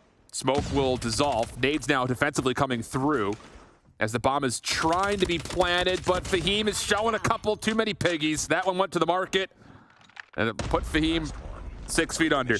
Wow, God nade coming in from Neil. That is just absolutely amazing retake coming in from Exclusive. I mean, that is a good adaptation of what they kind of lacked in the past few rounds, and Mont seemed like they're having a very hard time when it comes to aim. Like what you mentioned, mid was just so open from Exclusive, but they were able to adapt. Yeah. And 5v5 on this map, there's no reason that you don't have somebody looking mid. Absolutely. So Exclusive kind of get away with one there. Another quick hit, this time Balance changes with some tempo of his own. Champy also playing through Ticket. Trade's not good enough this time for Mont. As a double snipe set up for Exclusive will work out once again here. Should be looking at a 3-3 unless J-Say does something Reddit-worthy here. He's going to be quiet. Obviously, this 1v4 situation is just so difficult in Champy yet again. And so far with Champy, his timing is so good every single time, and now we are going to be even things out. So far from Mont, it looks like they're trying to do the same push coming in from Bravo, and you cannot just do the same type of push, especially up against Exclusive, where they learn so quickly. And now I feel like that A hit might be doable for them, but they do need a little bit more presence here in mid. See how it goes. Exclusive on the offense this time. Neil gets first blood. A little bit of patience here for Exclusive as Neil connects a second time. Champy stunned beyond recognition on the site, but his teammates pick him up, no worries. Etsy now by himself. The hit marker. That's never fun. Thought for sure he got a free one, I'm sure. Veer over the top, waits for him, very patient. And that's just a good, I would say, just exhibit in taking your medicine if you're Exclusive. You know for a fact that Mont want to play quick over the top of the B site. Let him do that. Throw a couple of nades, let your scopes kind of watch both angles, find a free first blood, use your numbers. Chef's kiss, beauty. And also the fact that they waited for Mont to just waste all of their util right there. Smokes come out though, and that just allows Mont to just push forward, but allows Balance as well to go in there very early as Balance gets that nade. Creed as well, and that's going to be lineups galore here in Bravo. There's no trophy system. Doesn't exist for long enough. Nades connect for Exclusive. Fahim, last one left. Hit up from behind. Little turn and burn situation, but Veer finishes off for Boer. It got too dicey. 5-3. And now all of a sudden, shoes on the opposite foot as Exclusive have taken, I would say this is a lesson in cruise control here, not quite going 0 to 100. And Mont is getting caught in these very dire positions mid. I would expect to see something a little bit different this time through. Trophy systems litter the point, and they are working this time around, but Champy does get a free angle. Balance working with them on the opposite side, and where is the help? Wow. You have to pick up your subs if you're going to be trying to play that aggressive defensively, and it does not work out. A flawless round comes through for Exclusive. That was a great setup. Not only that, you actually get to see into the sidelines their lurks, and for how we got to see Veer versus Etsy, and Etsy just loses that. Could have been that lurker, and also that back end push that Mont needed at that time, but then obviously they just have such a hard time on that defense. Exclusive going to change it up by heading over towards A. You can hear all the nades coming off defensively towards B. There will be mid-map control for Mont, but using that as a position to contest A is not exactly a given.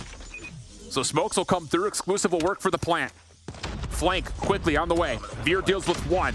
Creed another. How about a double through train side? Now the defense has to retake from the front. Fahim and Jay say last one's left for a 2v4. They make their way up towards planners quickly, but Champy is just going to be sliding back and forth. Neil has gotten onto the defensive side, and how about Creed? Left hook puts map 2 out of commission, 7-3.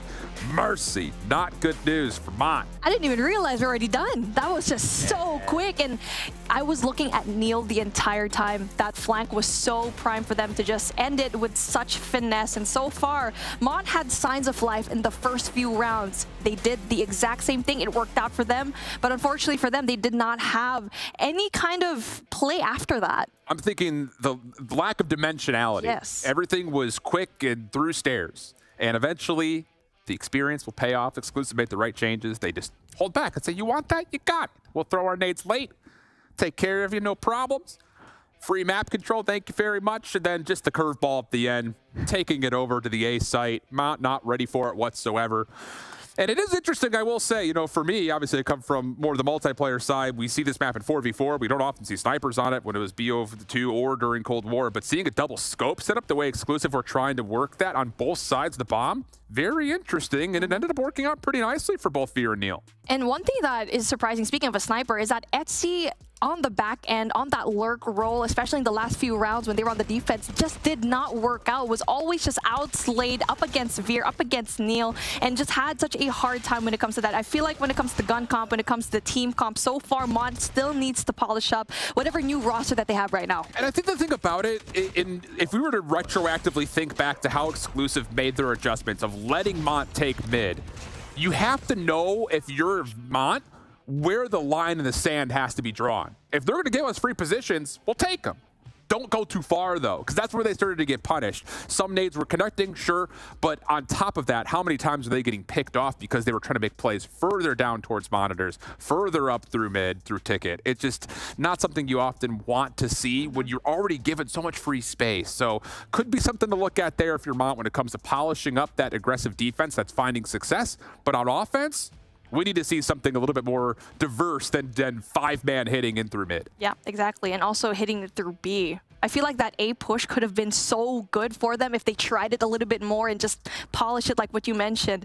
And unfortunately for them, it was just only the first few rounds that was the advantage. And so far, we're going to control and a possible 3-0 in order. And you were correct, actually. I thought it was going to be a little bit harder for S&D, but no, it was a breeze. Not done yet. Yeah. Oh, for the search? For the search? Yeah. It's just, I expect that the team that has the players like these guys do, experience-wise, new map is added to the pool. You've got 2 full calendar years of old Call of Duty to go back and watch and pick up strats. And it feels like they were not just able to do that, but also their awareness on, okay, this is going wrong, how do we fix it? It was also there. Thing is, can we see that from Mont? Because after the takeoff hardpoint, we saw one layer of what needed to be, you know, to use the Shrek reference, an onion. We need to see multiple layers of holding, setting up, getting the kills needed, and then exiting to rotate. That is something that actually still has to happen here on Crossroads Strike. You cannot just play one side of the map. You're going to get spawn trapped. You're going to get pushed around. So for Mont, we need to see them come out with some sort of tempo, especially considering what happened on takeoff in our opening respawn. Let's see if Mont is just not a one-trick pony here in that S&D. And now Crossroads Strike, definitely exclusive. This is going to be their playground. They were able to convincingly get it in champion balance, get such huge kills already. You cannot allow Balance to stay up here. You have to get him out of this position. He is just going to watch players respawn. As soon as the alarm bells ring, Balance can make plays like this. A good opportunity for Mont to clear. Still not enough vacancy to get on towards either zone yet, but they're feeling out the map, and actually battling back here towards top rafters. A chance to possibly get yourself on both zones at the same time, but exclusive clear B, and now their eyes off spawn head over towards A for the retake. Oh, this is going to be huge for Champy. Already here for that spawn trap and the possibility for him to get a lot of those kills and the information down for his team, and that's going to be uncomfortable if you're going to be Mont. Dude. And so far, speaking of the man himself, he's going to be getting a lot of these kills, and we already mentioned it so many times here in this broadcast. Every time here in Crossroads Strike, you need to find a way to get that catwalk, because if you lose that situational awareness, you will lose the spawn. So many Cold War maps are in, and for those that watch the traditional multiplayer, the one word that was used more often than anything else on broadcast was the words power position. That is everything, and so far Balance is putting on a clinic of where to go, when to go, and how to use it. Clean. from the side of Exclusive. 1-0 start. No worries, no problems. Hakuna Matata. Go to round 2. Champy did not die. He was just there the entire time. Having fun. And also, I haven't seen The Lion King in so long, so I tried to follow up with that, but I apologize. Vortex rifle out. Not going to do too much besides just kind of embellish the choke point here at mid. Doesn't work out, though, for Exclusive. Mont, not bad here whatsoever defensively. They're working on every side of the map pretty cleanly. And Exclusive are kind of needing a spark to get on, and the Predator missile kind of forces players right into the waiting arms of Neil, who doubles down, and now there's a chance for Neil to get some space here at Garage. Shut down by Patronix, but still an opportunity for Exclusive to at least try to stop the clock as they kind of toggle in between the A site. So far, Mont doing a phenomenal job at keeping their numbers at bay, and also for Fahim is actually going to be doing huge kills, especially there by Catwalk. That's going to be huge for... Man, what did we just see? Veer was like, I don't know if I should no-scope you, pistol you. Hard to say. Caught in the gray matter, and with that, 20 plays 12. Mont has put together a very formidable defense to this point, and Exclusive, I think I'm starting to say, all right, let's calm down, have a little kumbaya and get things going, and they do. 32 seconds was where it'll stop. Progress on A being made, and the kills have now all of a sudden gotten us closer to level terms while Mont is playing for the retake.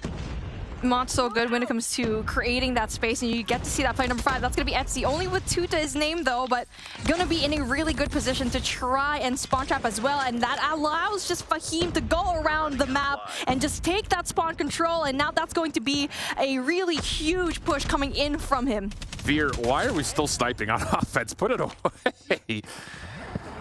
I don't know. I always have something against sniping in offense and small map respawns. Oh. Just generally small map respawns. Because we know we can do it. I mean, we saw him literally take off, literally take over. So.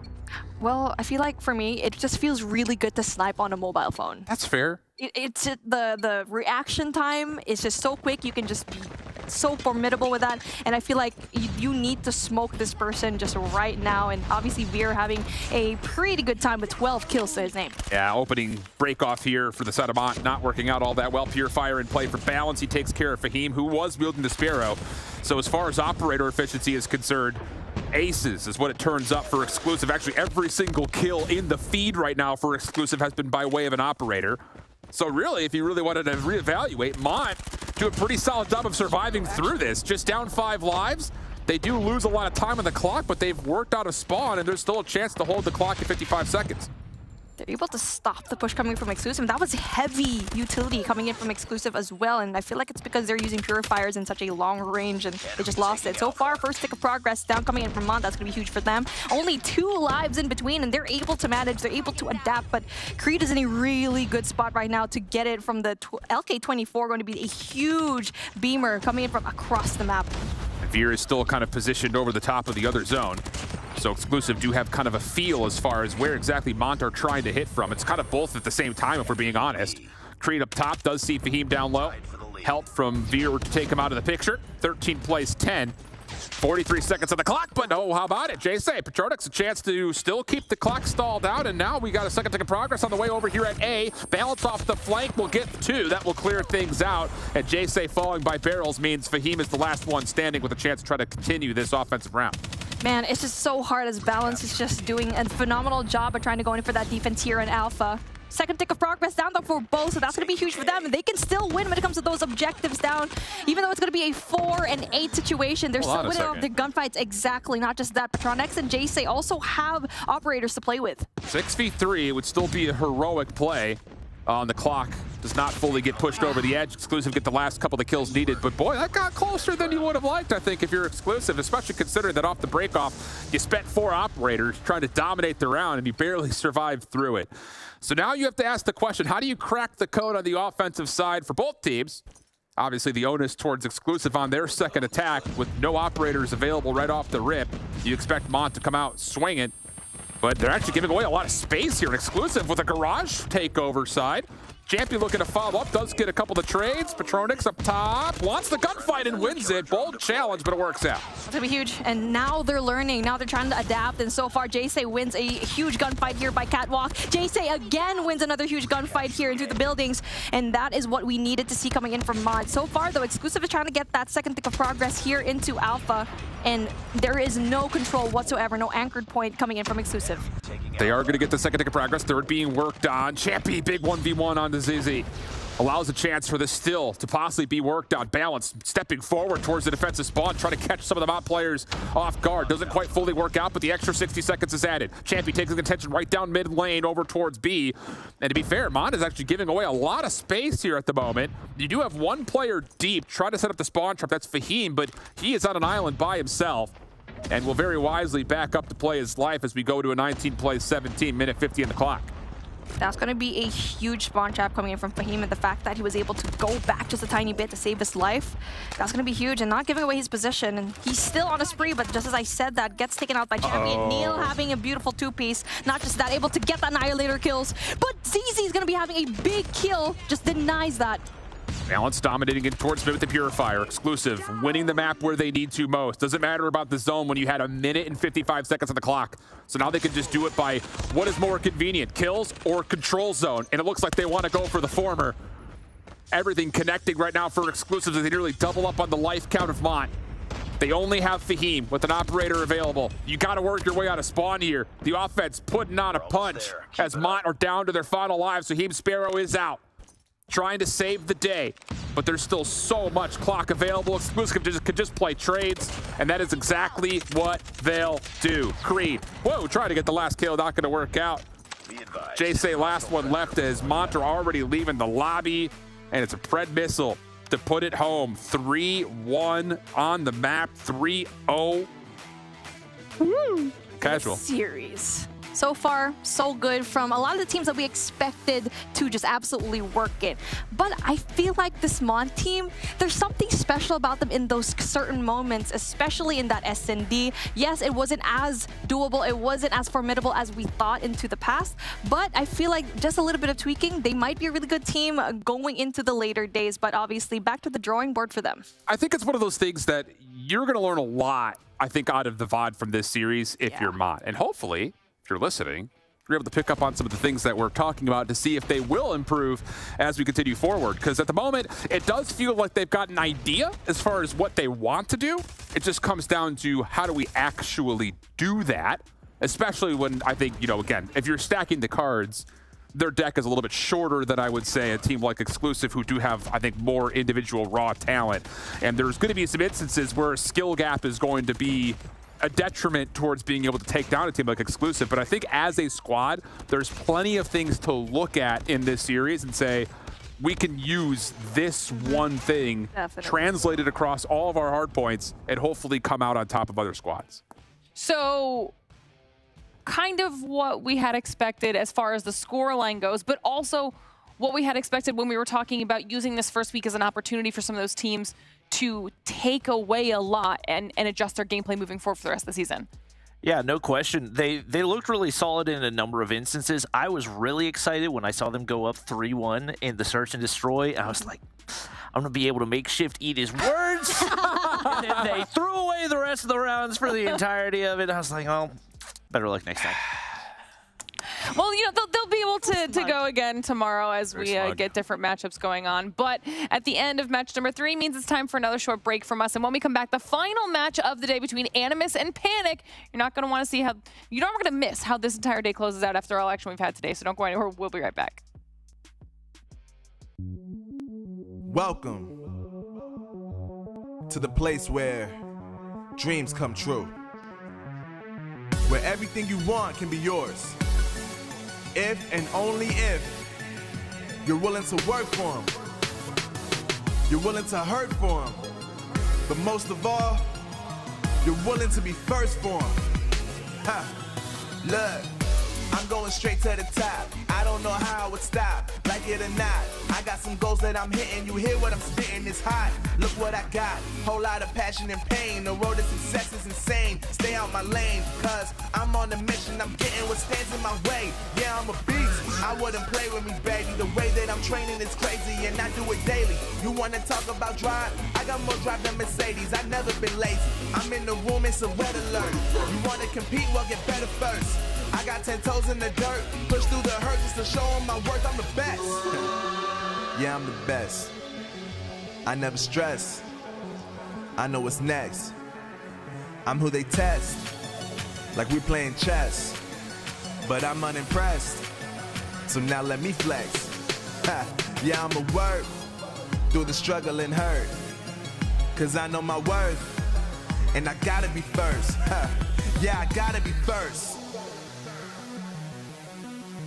Look, I don't want anyone's sympathy. I understand what it's meant for me. I give my focus and energy. If it's meant to be, then it's meant to be.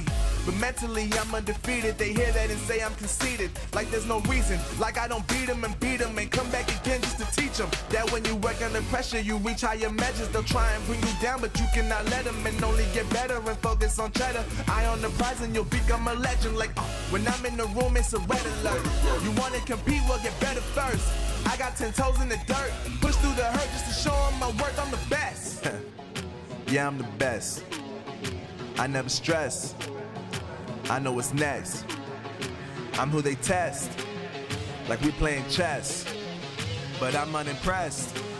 So now let me flex. Ha. Yeah, I'ma work through the struggle and hurt. Cause I know my worth. And I gotta be first. Ha. Yeah, I gotta be first. They don't know what's gotten into me. How'd I turn pain into energy? Through all the struggle and hurt, remember my worth, and that's why I gotta be first.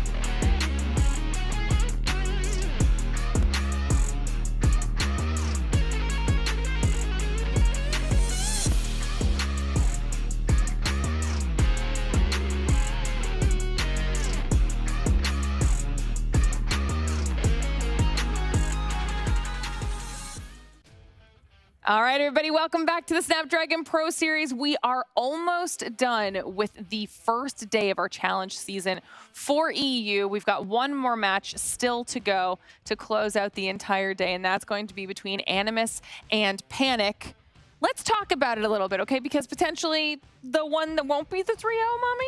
A lot of people are pegging this series to be a possible 3-1. Still to the favor of Animus, though, but a lot of people were surprised that they were brought down to the lower bracket. But obviously, 117 Not Found is a formidable team, and not surprised that they're going to be here. But again, that's going to be a huge pickup, though, coming in from Panic, getting Afer on their team. Yeah, and we'll definitely be talking about that as we move into the rosters. But before we get to Panic's roster, we're going to start with Animus's roster first and talk about them here. I think the thing with Animus is you've got two very solid, legitimate players in the form of Narcs, who last year I always said it's the Narcs effect. He's going to single-handedly win maps, and Guathilla. The thing, though, here is you've got Shark in the mix. Now, we already kind of mentioned a little bit like Drari. He may not be eligible to play from Belgium. We're not really sure what's up with that. And you're missing out on a huge X factor in Drari. But I still think the core five of what we saw play during the final moments of Stage 3 when they qualified are better than the results that came against them. Yeah, I would agree with that. I think a lot of it comes from who's going to be like the lowest common denominator. And for the most part, that was Boot. He had a lot of maps where he did not look good at all. And honestly, Narcs was significantly less consistent than we had become accustomed to seeing in the past. So I think those are two players that absolutely have to step up in this one, because they cannot have those type of performances and expect to get a win against a team like Panic that has had big upgrades. Yeah, and we'll take a look at that Panic roster. Speaking of the upgrades that both now you and Mommy have mentioned, so let's talk about it. Yeah, obviously, Afer has been a phenomenal player. He was on that Zidium roster, I believe. Yep. And realistically, I think he was too good to be on that Zidium roster. So I'm glad that he's found a team. I was curious about whether or not Slayer was going to be joining this squad. He has as well, and he has long been one of the top players in Europe. Add on top of that, Yaya, former player for Nova, and then Onur, who really stepped things up in the past year. I think the combination of those four players and either Bison or Caprong stepping up, I think this is going to be a Panic squad that is going to surprise a lot of people. Yeah, roster mania to be sure with this team. We'll have to see what they can do now up against Animus. Like you mentioned earlier, Mommy, that was a team when we watched those open finals that just had an unlucky first match that dropped them down into that lower bracket. Definitely not indicative of their skill. I mean, speaking of unlucky, Panic also going to be a little bit unlucky because they used the banned item, and that's why 31er was just able to capitalize on that DQ and was able to 3-1 Panic all the way into the lower bracket. And hopefully this time around, they're going to be a little bit more mindful as to what not to use this time. And then do you think that there will be any maps or specific modes that will, when we see these picks and bans pop up, that will benefit Panic in this matchup? Older maps, the better. Flat out. Play maps that you know for a fact that all 5 players competed on throughout the majority of last year, and that's exactly what we've got. I think doing Summit, again, we don't know who picked what here, but Summit Hardpoint, I actually love that for this Panic squad, because we know exactly that Afer, he wants to run around, he wants to shoot everything, he's going to have a chance to do that there. Slums for the Search and Destroy is also a very one-dimensional map. We only see one of the two sites really be used more often than not, so I think that that is also going to simplify the playbook for Panic. This is a great map set for Panic, I think. Yeah, no question about it. It's a lot that these players are going to be comfortable with. The only thing that they're kind of unexpected as far as the map pool goes is going to be that Express Search and Destroy. Yeah. That has been a place where Animus looked very, very shaky. Not only the Search and Destroy, but especially the Express Search and Destroy. The fact that they almost lost an Express Search and Destroy to a Mont team that just got completely steamrolled on it against what I would say is a weaker team and exclusive as well. That's definitely a thing that Animus is not going to be excited for, and I think at bare minimum could force a map 5. Okay, well, it's time for me to send you guys over there so we can jump into this last match. But I'm putting it on the record that Mommy's disagreeing over here, okay? What? Some disagreements. You can talk about it while you migrate. That's great, because her mic's about to be muted, so now we can absolutely Summit is not going to be dominate. good for Panic. You don't think so? Animus has a 100% win rate on Summit so far. Yeah, it's just one map. No, it's stage 3 up against 117 in Viva Grass. That's just one map. Wow. It's two. I don't care. No, but it's only one map in the series. That's my thing. Like, you can have one really good map, but that's the thing that a lot of these teams bank on. Okay, well, if they don't, they have what, 2 hardpoint maps they can play? Oh, if they ban this one, we play the other one. That still only gives you 1 hardpoint map. You still have to play the rest of the series afterwards. So You're just as smart as you are handsome. oh, thank you. That's too kind. And you're very handsome. Oh, that's even kinder. Let's get into it. Let's see what happens. Summit for map number 1. Animus, Panic. Should be a tight one on paper. Bison also win. We kind of were wondering who was going to be the one stepping in. So now we know exactly what this roster is going to look like. Any thoughts on, picking one over the other as far as the roster change is concerned? Not particularly, just because both players were very new to me as far as the EU competitive scene goes. So I kind of figured it was in my book, it was a coin flip, and it is going to be IQ to come out guns blazing right here. Obviously, those 2 pickups, Afer and Slayer, 2 players to watch. I think especially Afer, who stepped up big time last year.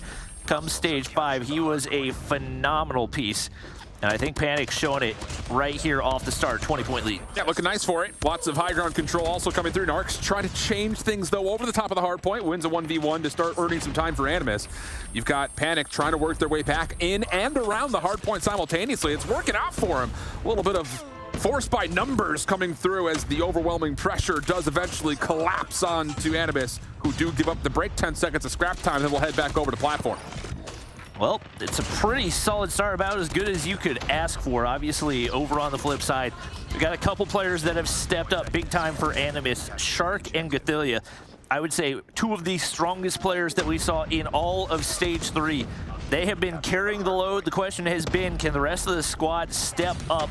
Right now, Rasmo off to a sluggish start. Got to get going. Yaya wins a big one on the inside of the hard point. You want to get as much time as you can here, but priority number one, trying to flip those spawns so you can be toward green to have that early P3 control. Don't want to get too passive here, though, if you're Panic. Need to also make sure you're in a place to contest the hard point, and they will get their numbers back up to do just that. Animus changing the tide, though. Now looking forward. Not quite able to connect there as Rasmo up top.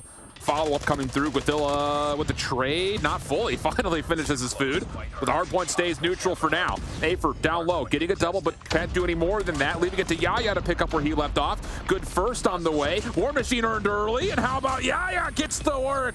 Blowing up everything in front of him. Shark still in his way. It's hard to land a grenade on that little crosswalk. And that would be enough for the shutdown to come through. And us at nearly a tie game, rotating over to Gondola. Well, Panic do a phenomenal job, in spite of the amount of time they gave up right there, of maintaining those early spawns toward P3, and they have a nasty setup covering all three lanes. There is no easy point of entry right now for Animus, and nobody contested the point. Afer can just sit back and lay on the ground as long as he wants to, as long as his teammates are winning those gunfights, and Slayer's doing that to a T. It is going to be light work for him the inside. They do finally challenge in not really an ideal spot to call it a purifier. They break through the front side and might be able to find some big chunk time right here, even without finding the break. Just a little bit too late of the trigger for not just the purifier, but also the claw gets shut down. It's a solo play from Shark that completely changes the tides. The Sparrow allows an opportunity for the break and the flip to come through. A lot of time still to fight for here as well, and Panic are going to give it up completely, allowing a free exit as well. This is a big moment for Animus to try to take advantage to go scrap to initial. And I understand, this is something I talk about all the time when we watch somebody at Hardpoint. I understand rotating out early, you want to be in a good position heading over to P4. But the teams that do it with 20, 25 seconds left, time. You're allowing the other team an opportunity to break before the new hardpoint has even popped, and it puts you in such a dangerous spot. They lock in the spawn control for right now. It is going to be big gunfights on the backside for Bison. But the question is, how much time can you get out of it, allowing that much push up early in the hardpoint? Duns flashes do land. Yaya, Slayer, Afer, Core 3 SMGs getting to work. Ono trying to work his way back through Snowpath. Doesn't quite get onto the hard point with any significant pressure, but he does open the door, and Yaya shuts it right back in Animus's face. Boot trying to thread the needle with this War Machine. Eventually does connect, but he's shut down, and the hard point stays heavily mixy as Panic continue to try to battle with these proximal spawns, but they'll lie able to get a nice double at the Holger on the way in, and then follows up to help out Narcs for a third. Bison not going to give up on the play, though. Again, the proximal spawn's working out, and Panic can still fight for the scrap time. And they've done a really good job of breaking back in on a hard point that we've seen a lot of full 60s on throughout Stage 3. So they end up giving it back the opposite way. Animus will pick up the scrap time right here, but it is going to be Animus with the lead heading back into P1. Rasmo is just really rocking with the kilo, and maybe this is not the map for it. 7 kills on the board. You've got to get going. Shark, as expected, absolutely frying, but a little bit lagging behind. Couple players on the squad, Narcs along with him. The difference right now that we're seeing is, simply put, Panic's early rotation kind of costing them a chance on the fourth hard point, because they are technically outslaying Animus at the moment by numbers. Outside of the fact that Shark has had a couple of pop-off moments, Animus have been tested. Owner takes care of the second floor play. Narcs down low, getting back to work with what he had done the last time we were here. Able to only get one for the moment, but it does allow an opportunity for Animus to still soak up some needed time. Panic with a couple of nice kills, at least trying to get themselves the numbers, but the follow-up, too good. Narcs is playing with his food, and Yaya gets completely crossed up. Animus holding out a significant time here on the first. And it feels like the momentum is starting to build here for Animus. A little bit of a slow start, but especially once they hit that flip on the P3 spawns, they have been in the driver's seat, no question about it. Looks like close to a full 60 here on P1, which is no easy task. Right now, IQ trying to stop the bleeding. Looks like they're rotated well into the high ground right here in a solid setup over toward P2, but you got to win some of those bottom side gunfights, and fortunately for them, Narcs can't connect there. And all the 1v1s trying to stretch across the map also get shut down, so now Animus a lot in front of them, both for the new hard point eventually, 45 seconds, but also the current one as they continue to just reap from around the hard point. Claw out, Slayer, get into work, but it's a Sparrow that ends up shutting him down. Shark, this is his second already at 27 kills. And Animus, well, they're putting their foot down. War Machines, Vortex Guns, Annihilators. It's just a buffet line of operators right now for Animus.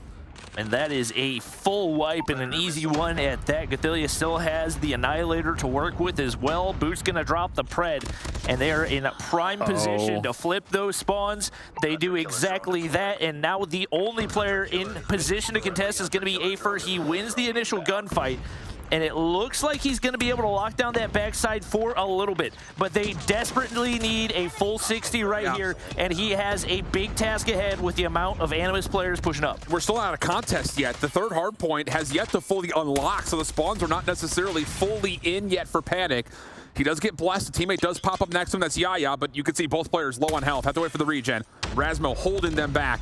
But Panic, couple of kills as the reinforcements start to make their way over. This is taking a lot of time, but no, that's clean. Afer up to his 20th kill, 3 in a row, starting to earn towards streaks. Well, that's a solid lockdown, and right now all you can do is hope to string together these hard points if you are Panic. Afer just cannot connect through the smoke right there, and Animus still breaking in through the front side. I don't know if you guys know how difficult that is to do. But man, they have been so good here in the Summit hardpoint. It is going to be Panic breaking back in, and a very early rotation once again, opening up an opportunity for Panic to see if they can break this early on. True test right here though for Panic to see if this new squad is calming well together, as they need to hit this together. You have to try to pick up these kills on one side of the map or the other. Get a spot to actually spawn up. Old hardpoint expires 206, 124. New hardpoint opens in 5. Animus still locked down on the spawns, but Slayer's playing forward, waiting for help. Very wisely holds his life. Yaya trying to get there, not able to, but Slayer, has he been able to sniff his way on in? He gets one from behind, turn that into a second, but Animus pick him up. The trades are in, and now Narc's got a Purifier. Spawns don't flip out off of that break, so once again, Animus in prime position to find a W in this one. Purifier's gonna pop for Narcs. Took a little bit to get going, but once he did, he has been in full force here. And right now, only 20 seconds needed for Animus to lock this one down. We do find a break, or at least a contest on the hard point, but there are a lot of operators out. Big opportunity for Afer as he finds the full break, but you have got to play perfect hard point the rest of the way through. Can still lock things down. Boot tries to give it a go. Shut down. Be careful here. Afer could possibly start to earn up some key streaks. Problem has been Panic have not necessarily done that well as we head back over towards, the free camp points it perfectly, back towards main control. Here comes Panic on the exit. Narc's on, same position he's always played. Backside PC, Shark working with them. First kill good. Bison able to kind of work his way in, with Dilla still holding onto a nasty heady. Animus have a chance to continue to find the kills they need. Only 14 seconds away from winning map number 1.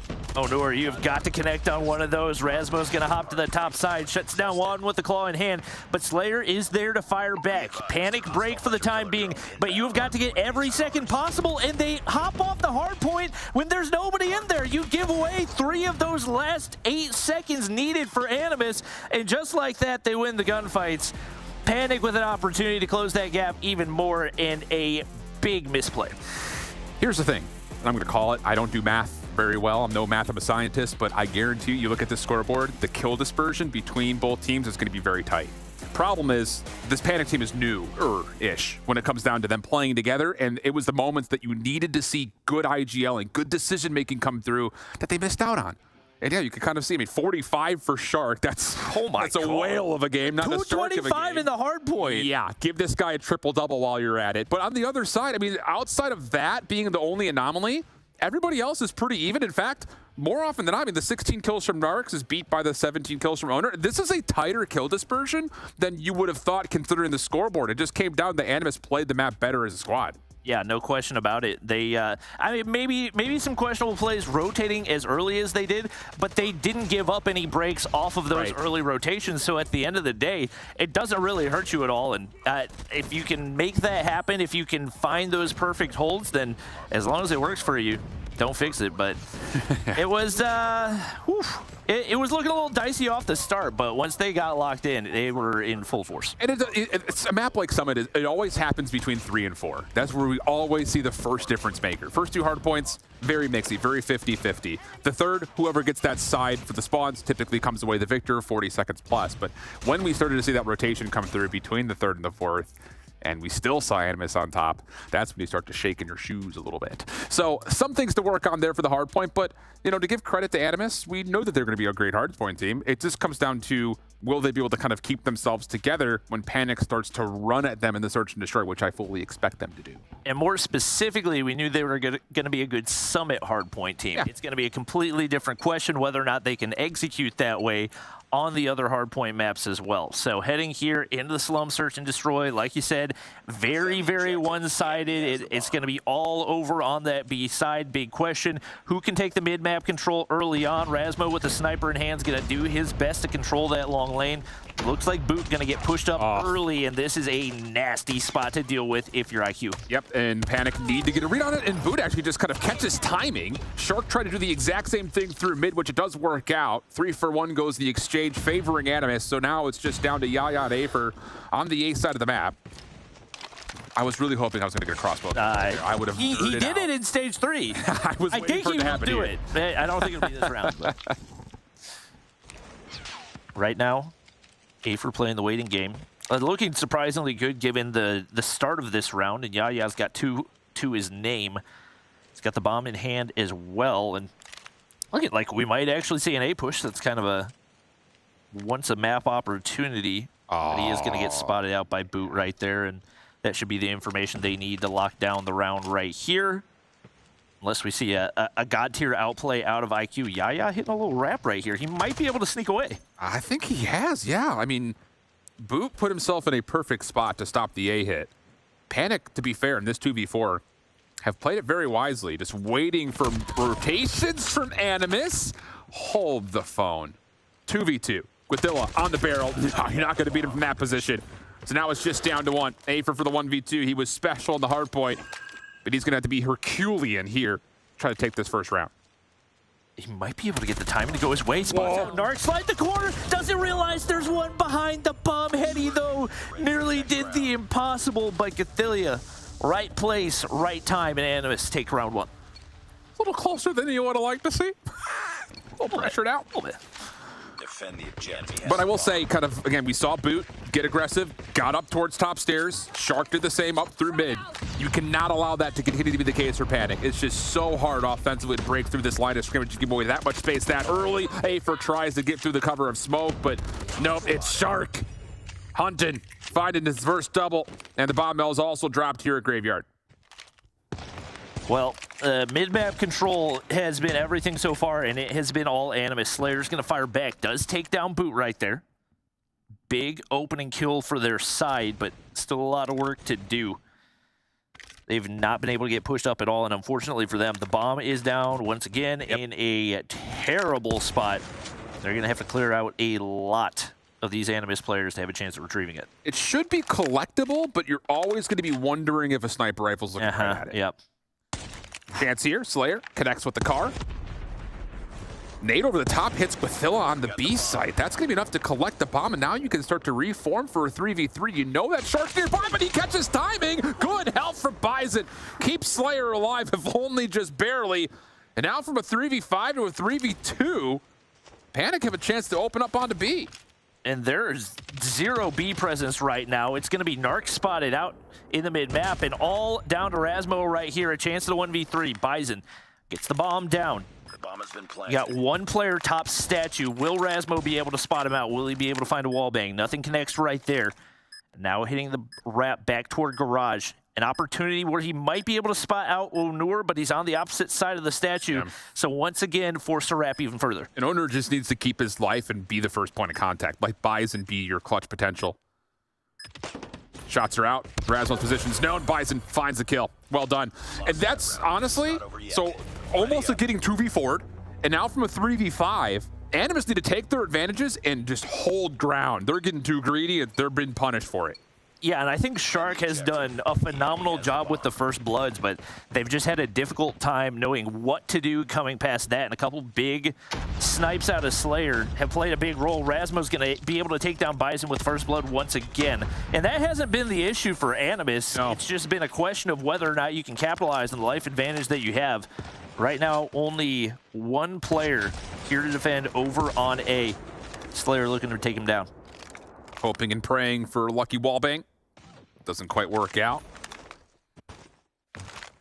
Jump peek doesn't quite also spot out number 5. That's Shark, who's changed up his defensive position, and Narcs from mid statue. No worries there. Watching the cross through the hole in the wall. Animus, they have, I think, learned from their lesson here. No one's getting too greedy. This player even 2-1-2 split. Force Panic to make the mistakes. And there's Afer finding another snipe. It's been at that 3-5 advantage that usually Panic finds a way to sneak back in. And wow, Afer nearly connects through the wall right there, but I don't think Shark's peeking out from that bomb anytime soon. It's got Rasmo for support as well. And right now, Panic forced to take a different route. They're going to wrap back on over to B. One player here, Scathelia waiting, but he's got a Holger and a Bomb Heady to work with, and this is not going to be an easy push. He relays that information and should find reinforcements, but Afer off the Bomb Heady as clean as can be. Again, Boot should have heard that full rotation. He was playing in the tight corner, and once again, Panic is getting away with murder. Shots come through. Shark gets one over the top of the bomb site. Could potentially try to hop this. It's a 2v2. Playing on opposite sides of this bomb site. Onur looking for Rasmo. There's a slide. What a shot from Onur. But the bomb's being held. Shark's holding it. No one checks it. And what a call from Shark. Getting on it saying, tell me if you want. Pros don't fake. Pros do not fake. Huge, huge diffuse right there, and it looked like another round slipping out of the hands of Animus. Once again, even when they're winning the rounds, they should be ending a lot earlier than they are, and maybe getting a little overzealous off those First Bloods that they've been able to find in this one. Scathelia through the smoke, able to connect for one onto Afer, but 2 players have dropped already for Animus. I love this for Panic. Change the tempo up. Animus has gotten maybe too comfortable as far as how freely they've taken over the middle of the map. Not this time. You know someone's going to drop. Maybe a couple of players will fall.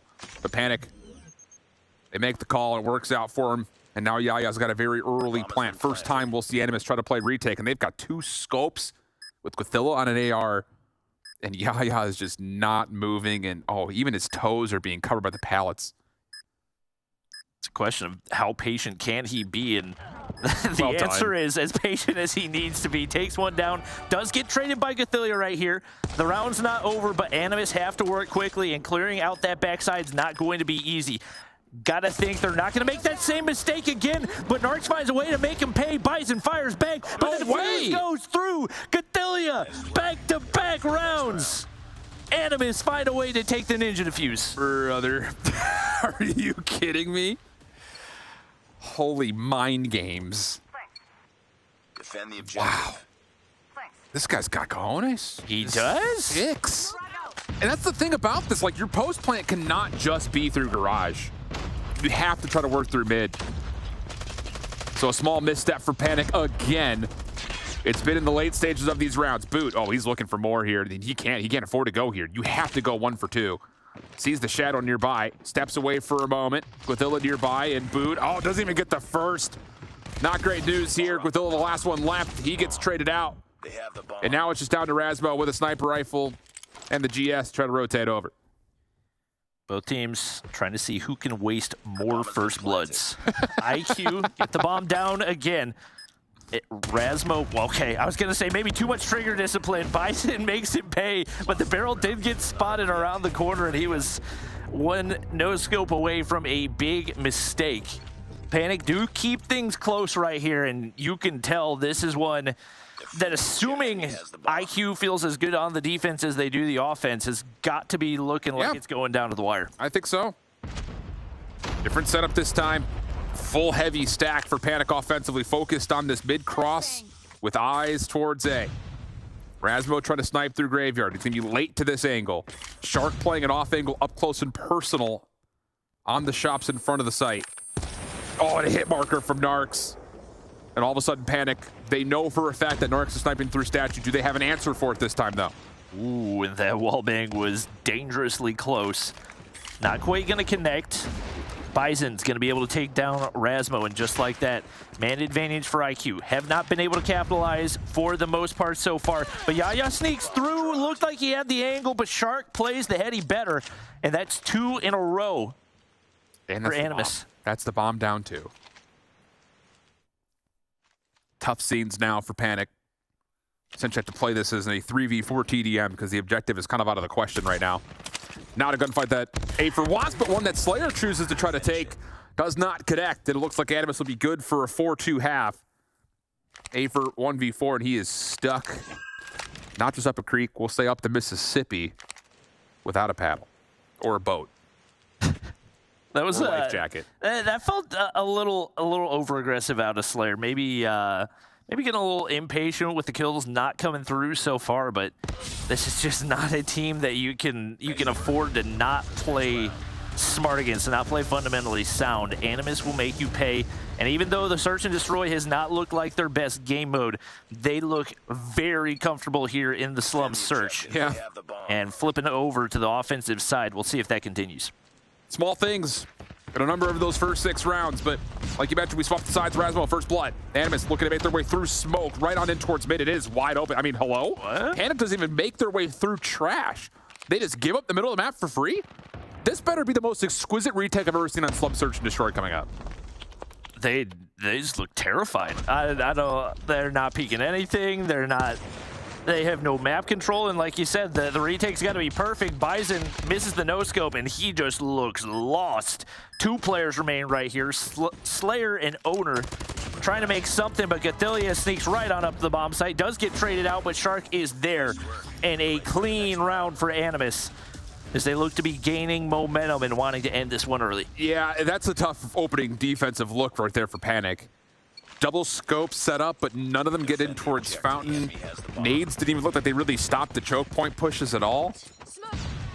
Tough to see. And once again, no one really sneaks in towards mid. A4 tries to get towards B, but backs away from it.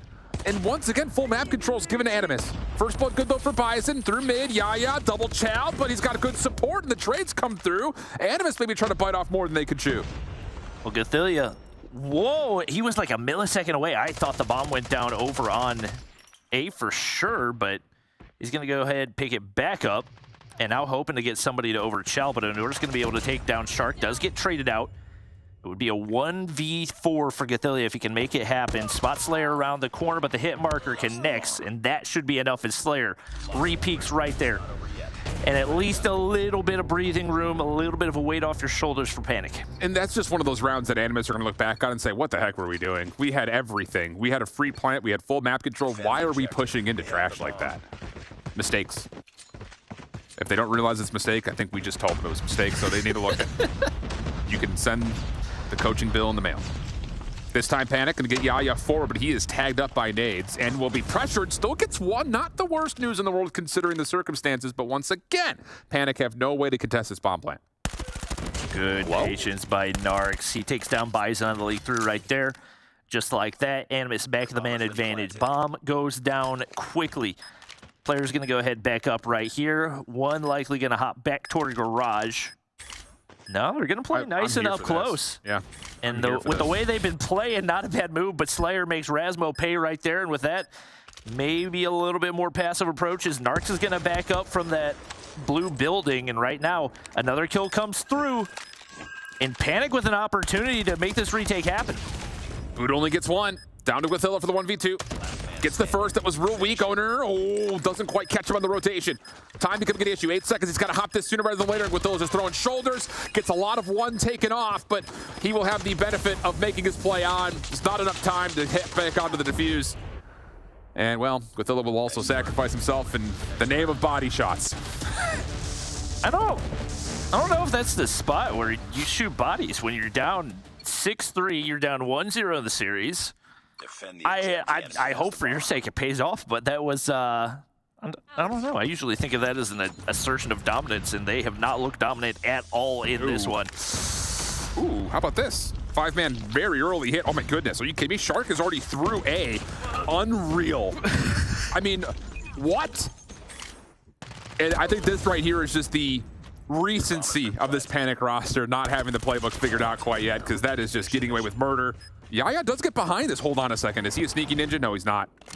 Narcs will get the kill, and that'll be a 7-3 for Animus. Really, it's just the first 3 rounds that were shaky.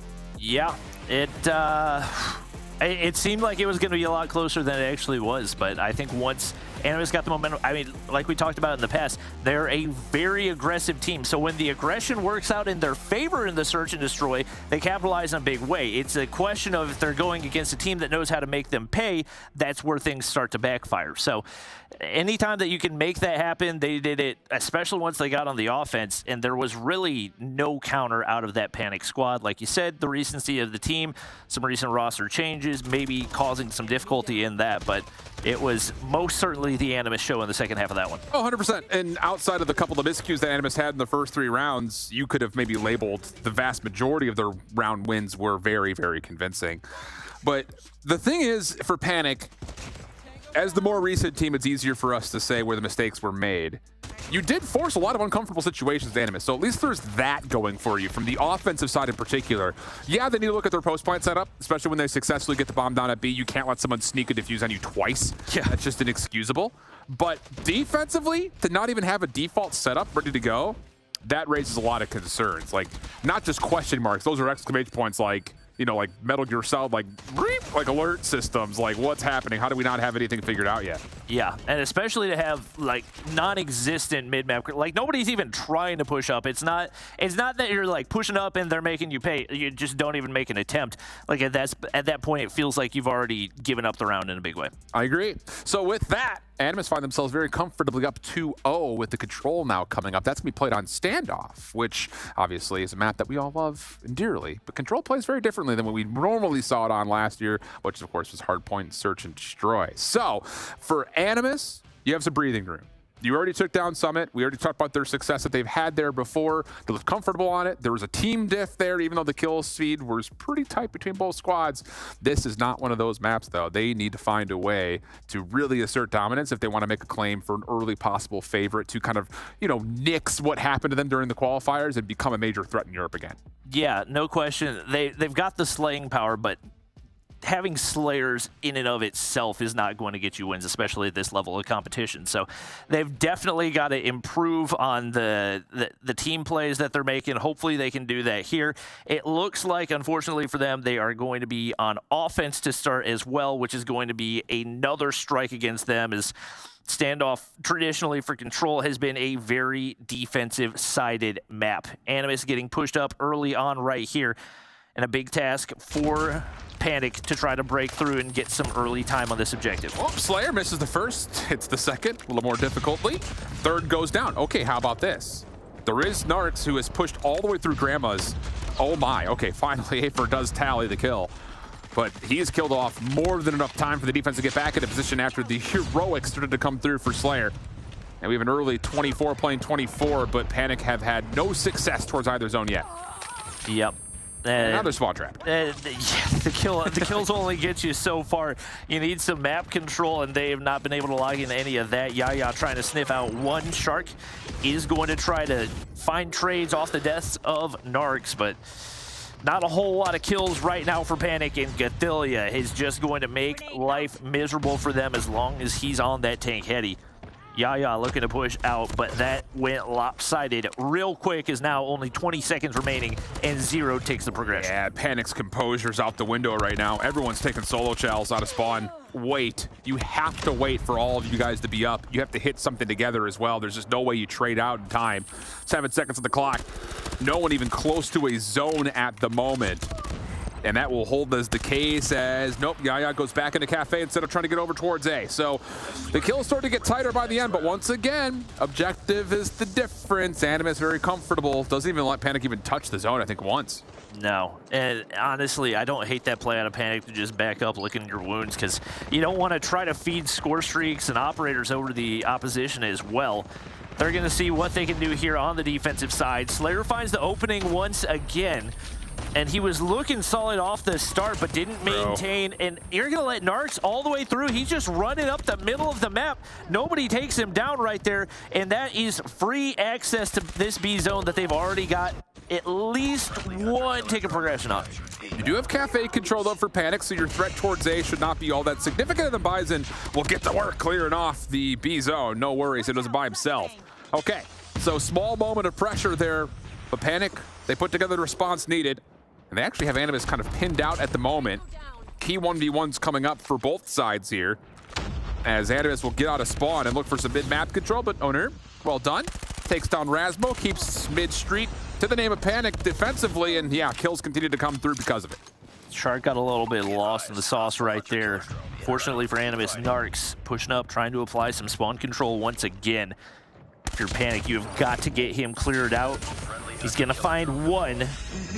Bison is pushed up to that tank heady, and it looks like they're gonna be able to get away. He's still up in that top factory area and yet to be cleared out. If you're Panic, you're just gonna be constantly second guessing until you do that. Yeah, that's the problem. 15 plays 18. Clock continues to tick, though, as Panic defensively start to make their way back forward. Bison is actually going to pull the Annihilator out here, trying to really put this defense over the edge as Shark once again gets on. Bison only gets a single kill with the Annihilator. Afer at least stops the transition over towards A, but B will have a second tick captured. Pred Missile gets called in as well. Lots of resources spent here for Panic, and it's still not out of the question yet here as Animus continue to find success back over towards B. And Gothillia pops the Annihilator. They've still got 3 more operators to work with if they want them. Shark's gonna find one. Afer pushes through. That is a huge double with the Purifier. Looks like he's gonna be able to stay alive. Doesn't peek the corner right there. And if you can get this round along with forcing some operators out of Animus, this will be crucial. He's gonna get pushed way up. One player up in top factory that you still gotta deal with if you're Panic. But honestly, you can leave. They've only got 5 lives remaining. They only get one more push right here. If you're Panic, you gotta play TDM. Yeah, they're on though. Second tick of progress is in. 4 plays 7. Afer on the back. Maybe has a chance to try to pinch this. Narcs inside. Takes the jump peek. Actually connects on Afer. He can't chow this. An extra 60 seconds looks good. 3v5 situation. Bison up top only gets the first. 2v4. Patience comes through for Animus though. They're gonna group up, play this together, and we're gonna get a 2v4 on B. And realistically, I don't think Panic needed to throw that many lives at that A zone. Like, just sit back, play defense, watch B.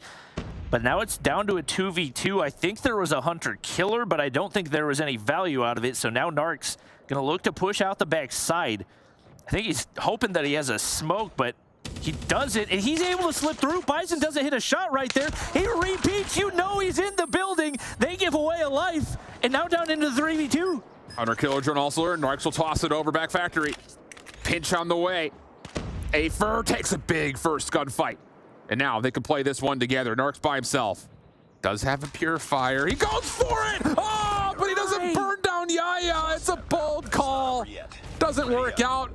Regardless of the potential heroics, though, that was a very expensive defense for Panic. It was, but I mean, yeah, on the flip side, you force Animus to use a lot of operators. That I respect the hero play out of Narcs. If it would have worked, everybody would have thought he was a genius, but it didn't work. So we're now into a tie game, 1-1 once again. And the starts of the rounds have looked stronger across the board for Animus, but a little bit of back alley control for Panic. Rasmo does connect for one trade right there. And not too many lives lost, but you have got to stop letting them put you in the spawn trap off the beginning of the round. What are we hitting? That's the question, I think, if you're looking at this from Panic's perspective. And are we doing it together? Because at the moment we are not. Oh boy, Claw, Sparrow in the spawn. Oh boy.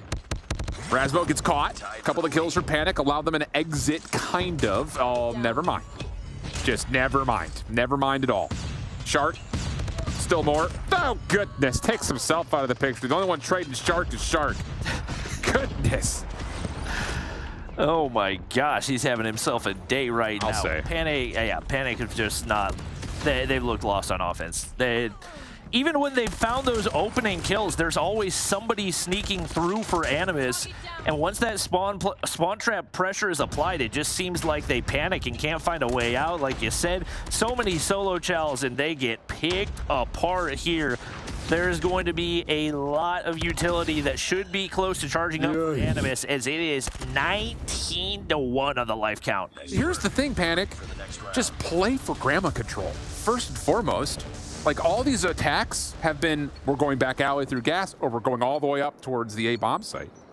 Don't do that. Just play for Grandma's trials. Play smoke mid, get some good 1v1s, let the team trade, then make your move. It just feels like they're trying to take both zones at the same time right off the rip. So we swapped the sides. Panic, to be fair, did look better on defense. Narc's finessing. Goodness, how does he get away with that?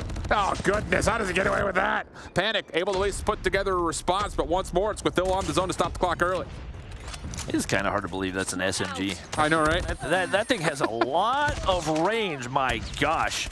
Does Narcs find a way to win that one too? He does? Real, dude. Oh my gosh, I mean, I don't think that the game's necessarily chalk, but if you're Panic, you've just got to lock in right here. So many of these gunfights just look terribly unserious, and right now they are struggling up against the offensive pushes out of Animus right now. You get it. Afer Purifier right there takes down one. You need maximum value anywhere that you can, and the Purifier shut down immediately. That may spark the beginning of the end. It does kill off a lot of clock, though. 30 seconds below that now on the scoreboard. Owner, trouble through Tractor. Narcs. Dude, Narcs. What did this guy have for breakfast? He is slippery and sliding all around the map. Still alive. He gets his 20th elimination. He's got a chance to stop the clock at A. He's going to have to. 12 seconds on the clock. 1v1 with Bison that he takes. Narcs is not losing a gunfight. Yaya, next one up. Narcs on 1 HP. Stunned in the corner. Almost doesn't matter. But the defense still survives. Last 6 seconds, and Animus will not have a chance to do anything besides play for A. Solid recovery out of Panic. Oh, we get a player on A, but capturing one objective might be possible. Capturing 2 objectives with 5 lives, basically impossible. Afer taken down right there. Yaya's there to wipe off any more progression, and the clock winds down. So if you're Panic, you get the round, but unfortunately now you have to go play offense. Yeah, that's true. Yeah, that's very true. Just take Grandma's control, please. Play for Cafe, play for Grandma's. Get some control of the map. No? Okay. That's fine. We're just going to full flood gas. This doesn't Back work alley out. or bust. If this doesn't work, game's over. Well, gonna pop. Couple annihilators there, and it's all Animus. Gathelia still has his, and there's the early spawn trap. Who could have seen that coming? Yep. Narcs right back into position through A. Some space, though, for Panic to get out of spawn, but once again, where are we hitting and how are we hitting it? Oh, and chaos ensues through smoke, and it's mostly Animus that come out on top. Rasmo secures the trade. Stuns will only do so much to impede the defense from continuing to reap into the offensive spawn, and once more, Grandma control goes over to Animus, and yeah. If you're Panic, you still got 2 operators to work with. You got to make something out of it. And then you got to get Narcs cleared out of this blue building, which they have not been able to do really all game long. Rasmo pops the claw. Only going to be able to find 1 there, but Slayer gets shut down with his as well. Still Onur and Yaya yet to use theirs, but the lives dwindle once again. And just not the slightest glimmer of hope on the offensive side for this Panic squad. Yeah, it's just one of those things that as soon as they feel the spawn traps on the way, everyone panics. Not to be making wordplay out of their team name, but you have to get someone into a position to where they can hold, wait for help, and then clear something together. Wow, all defense here, map number 3. So, well, Beef Mommy was correct. 3 O's all day long. Bobby, what the heck just happened? I went over 2 on the last 2. I'm just down in the mud right now. I'm feeling like panic. Good Lord. Oy, too soon. All right. Well, there's lots of VOD to review, so they've got that to look forward to. That's true. And I still think that overall, you look at the series, and I think the map set was okay for Panic. I think you don't want to play him on Hacienda. You don't want to play him on Takeoff. And in terms of Hardpoint, you don't want to play him on Meltdown or things like that. Play the older maps, play maps that everyone's familiar with, that they can go do their own thing if they can find success. But the problem here was they never really had much of an opportunity. Even though, again, kill dispersion between both sides, pretty darn close. Yep. So. It was, once again, it definitely seemed very much like a mental game in a lot of those scenarios. Like, early on in the Summit Hardpoint, opportunities where Panic could have capitalized and snowballed. They didn't make it happen. Animus steamrolled the rest of it. Early on in the Search and Destroy, opportunities where they could have capitalized. Couple rounds that they didn't win that they probably should have. It snowballed. Yep. Control. Yeah. Defense is strong. Defense very good. Offense, yes. Not so good. On the other side, though, not to just frame it up from Panic's perspective, there's going to be a lot of things that Animus can look at and say, okay, we made a couple of mistakes right there. Because here's the thing is, like, for this immediate group stage, we're talking about getting people to playoffs first and foremost. But then it starts to be, you have to be a top 2 team. Animus has the potential of doing that, but to make mistakes like that versus a team like Kings, even maybe like 31er and 117, it could get real nasty real quick. It's the week of learning for everyone except Mommy, who is a fortune teller and knew exactly how everything was going to play out. It's just the numbers. It's not me. It's really not me. I mean, it was just right there. Like, if you're looking at the statistics, if you're looking at the past performance of Panic, they're good at slaying, without a doubt, hands down. But the thing is, they forget about the objective. We saw it in the hard points in the previous Europe Day 1, Day 2, and now we get to see it again. We see it in Search and Destroy. We see it Control. So that's the only thing that they need to work on, and after that, they could be a top 4, top 3 team. All right, well, that's pretty much it for the very first day. So before we say goodbye, just kidding. We have an interview, our first interview of the day with somebody from Animus. Ooh, good luck. Hello. What's up? How are you? I'm fine, and you guys? We are fantastic. We're excited we get to speak to you. You're the first person that has decided to come chat with us. So how are you feeling? Yeah, no. I'm fine. It was a good win with the team. I'm really happy with the team. We play well, and we're gonna continue on the next match tomorrow. Oh, I love to hear that. Do you guys have any questions you want to ask? Oh, I do, definitely. Yes. Like, especially, we met already last year. I remember we had such a great time back in Raleigh. Yeah. And now it seems like you're stepping up your game, especially with the Holger in hand. I keep remembering that game that you had with 33 kills in Arsenal, man. I mean, yes, you lost that, but the fact that you guys are doing such a phenomenal job under pressure right now, like, how are you feeling right now going to stage 4? I think like we have new role, we have to play 2 Holger, 3 SMG, so we have to adapt with the team. But we adapt pretty well. Like with the Holger, I'm feeling good, and we're gonna see. But like with the Holger, I have good position. I can play the support and the Slayer a little bit, so it's good. It's good. I feel good for the stage 4. With a little shift here for you, brother. First of all, you look great. Good for you. It's been a minute since I've seen you. But I need to ask, because you're playing with a lot of other experienced players now on the squad. You guys have all been through the rigmarole of going through a full year, stage 3, stage 4, stage 5 at this point for the vast majority of them. What kind of a role do you play? Do you play more of like an IGL? Like, who's the one making the calls? Because you guys were outperforming Panic as a full squad, it felt like, more often than not. Yeah. So I'm the IGL in the team. Like since 1 month. Before it was Nox, but we changed because the role changed. And I think we are full French. We are a French team, so we have a especially good communication. It's maybe the main the difference between the other team. Like we can speak in French, so it's perfect, and it's a big difference. All right. Love to hear it. I think a lot of people coming into Stage 3, Stage 4 looked at you guys, especially the name Animus. It strikes fear into people in Europe. But you guys weren't quite as dominant as I think you would probably hope to be in Stage 3. What changes have you made that you feel like have helped with your performance over the last couple of matches? Like I think we changed like the SND maybe. We especially work on SND because it's the most important for the team play. And we're gonna continue like this, like with the SND and the control. It's big team play, so I think it's the big difference between Stage 3 and Stage 4. All right, well, we are about to let you go. Before we do, I just want to know how are you feeling about your chances being in that top 2 spot to make it to World Championships? This year it's particularly hard because you see they are a big team with Excel, with Kings and Spanish. So for me, we're gonna take the top 4 and we're gonna take the top 2 because we are hungry, you know. We want to go to Stage 5 like last year. Last year it was great in the North Carolina, so I want to be here for the Stage 5 with you. So. I love it. I love it. All right, well, before we let you go, do you have any shout outs you want to do?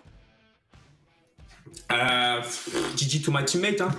Narks, Shark, Boot, Rasmo, they are big players. We played since 1 month, so for the moment we did a great work, and thank you for the community. Thank you for everybody who support Animus, and that's all. All right, well, congratulations one more time, and thank you for jumping on and chatting with us. Thank you, guys. Thank you.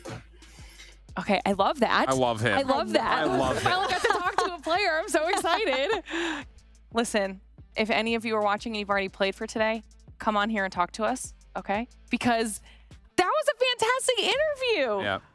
All right, well, we're going to take a look back at the standings one more time after today so you can see what happened, where everybody shook out. If you're just showing up, it was going to be Kings 117 exclusive and Animus winning the very first matches that they see themselves facing here in the challenge season.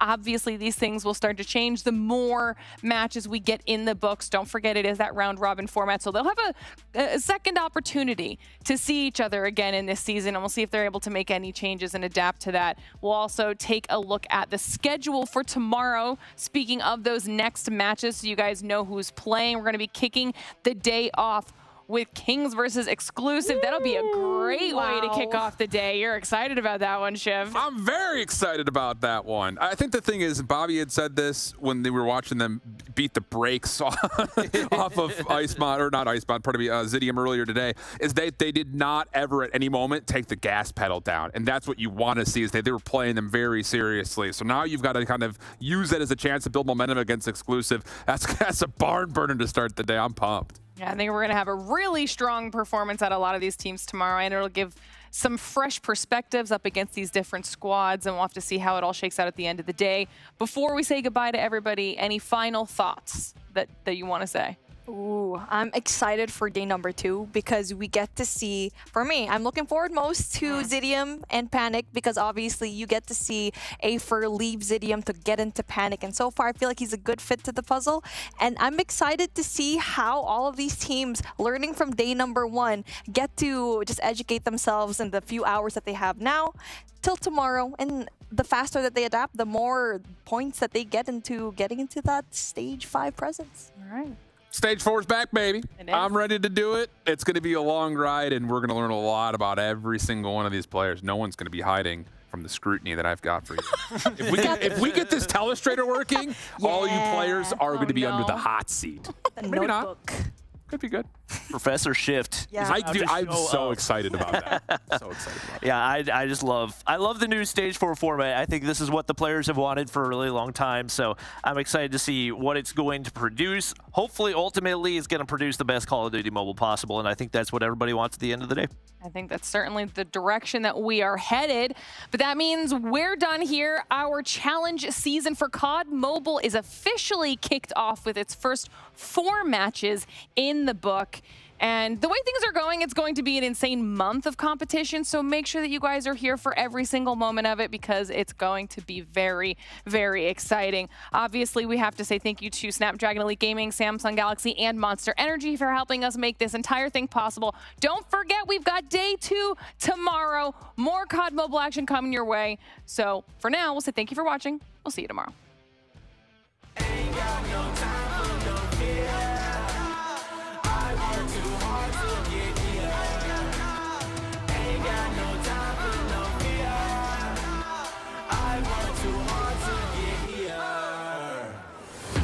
Got the time, put me in, coach. I've been going hard, time to let it show. Everything raw, give it to me now. Let me have the spot, man, it's going down. Gotta get it here, I don't wanna wait. Take what I want, then I go train. Gotta get a win, I won't lose the game. This is my year, I ain't gonna break.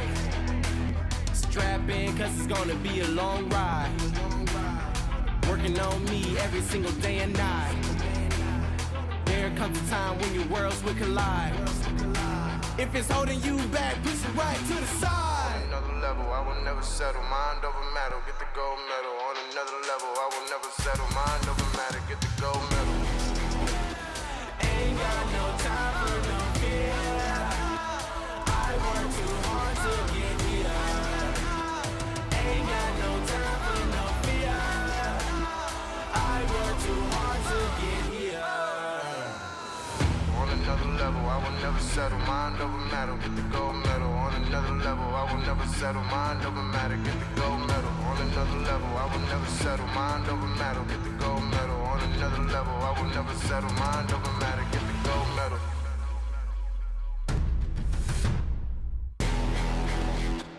Ain't got no time for no fear. I work too hard to get here. Ain't got no time for no fear. I work too hard to get here. Ain't got no time for no fear. I work too hard to get here. Ain't got no time for no fear. I work too hard to get here.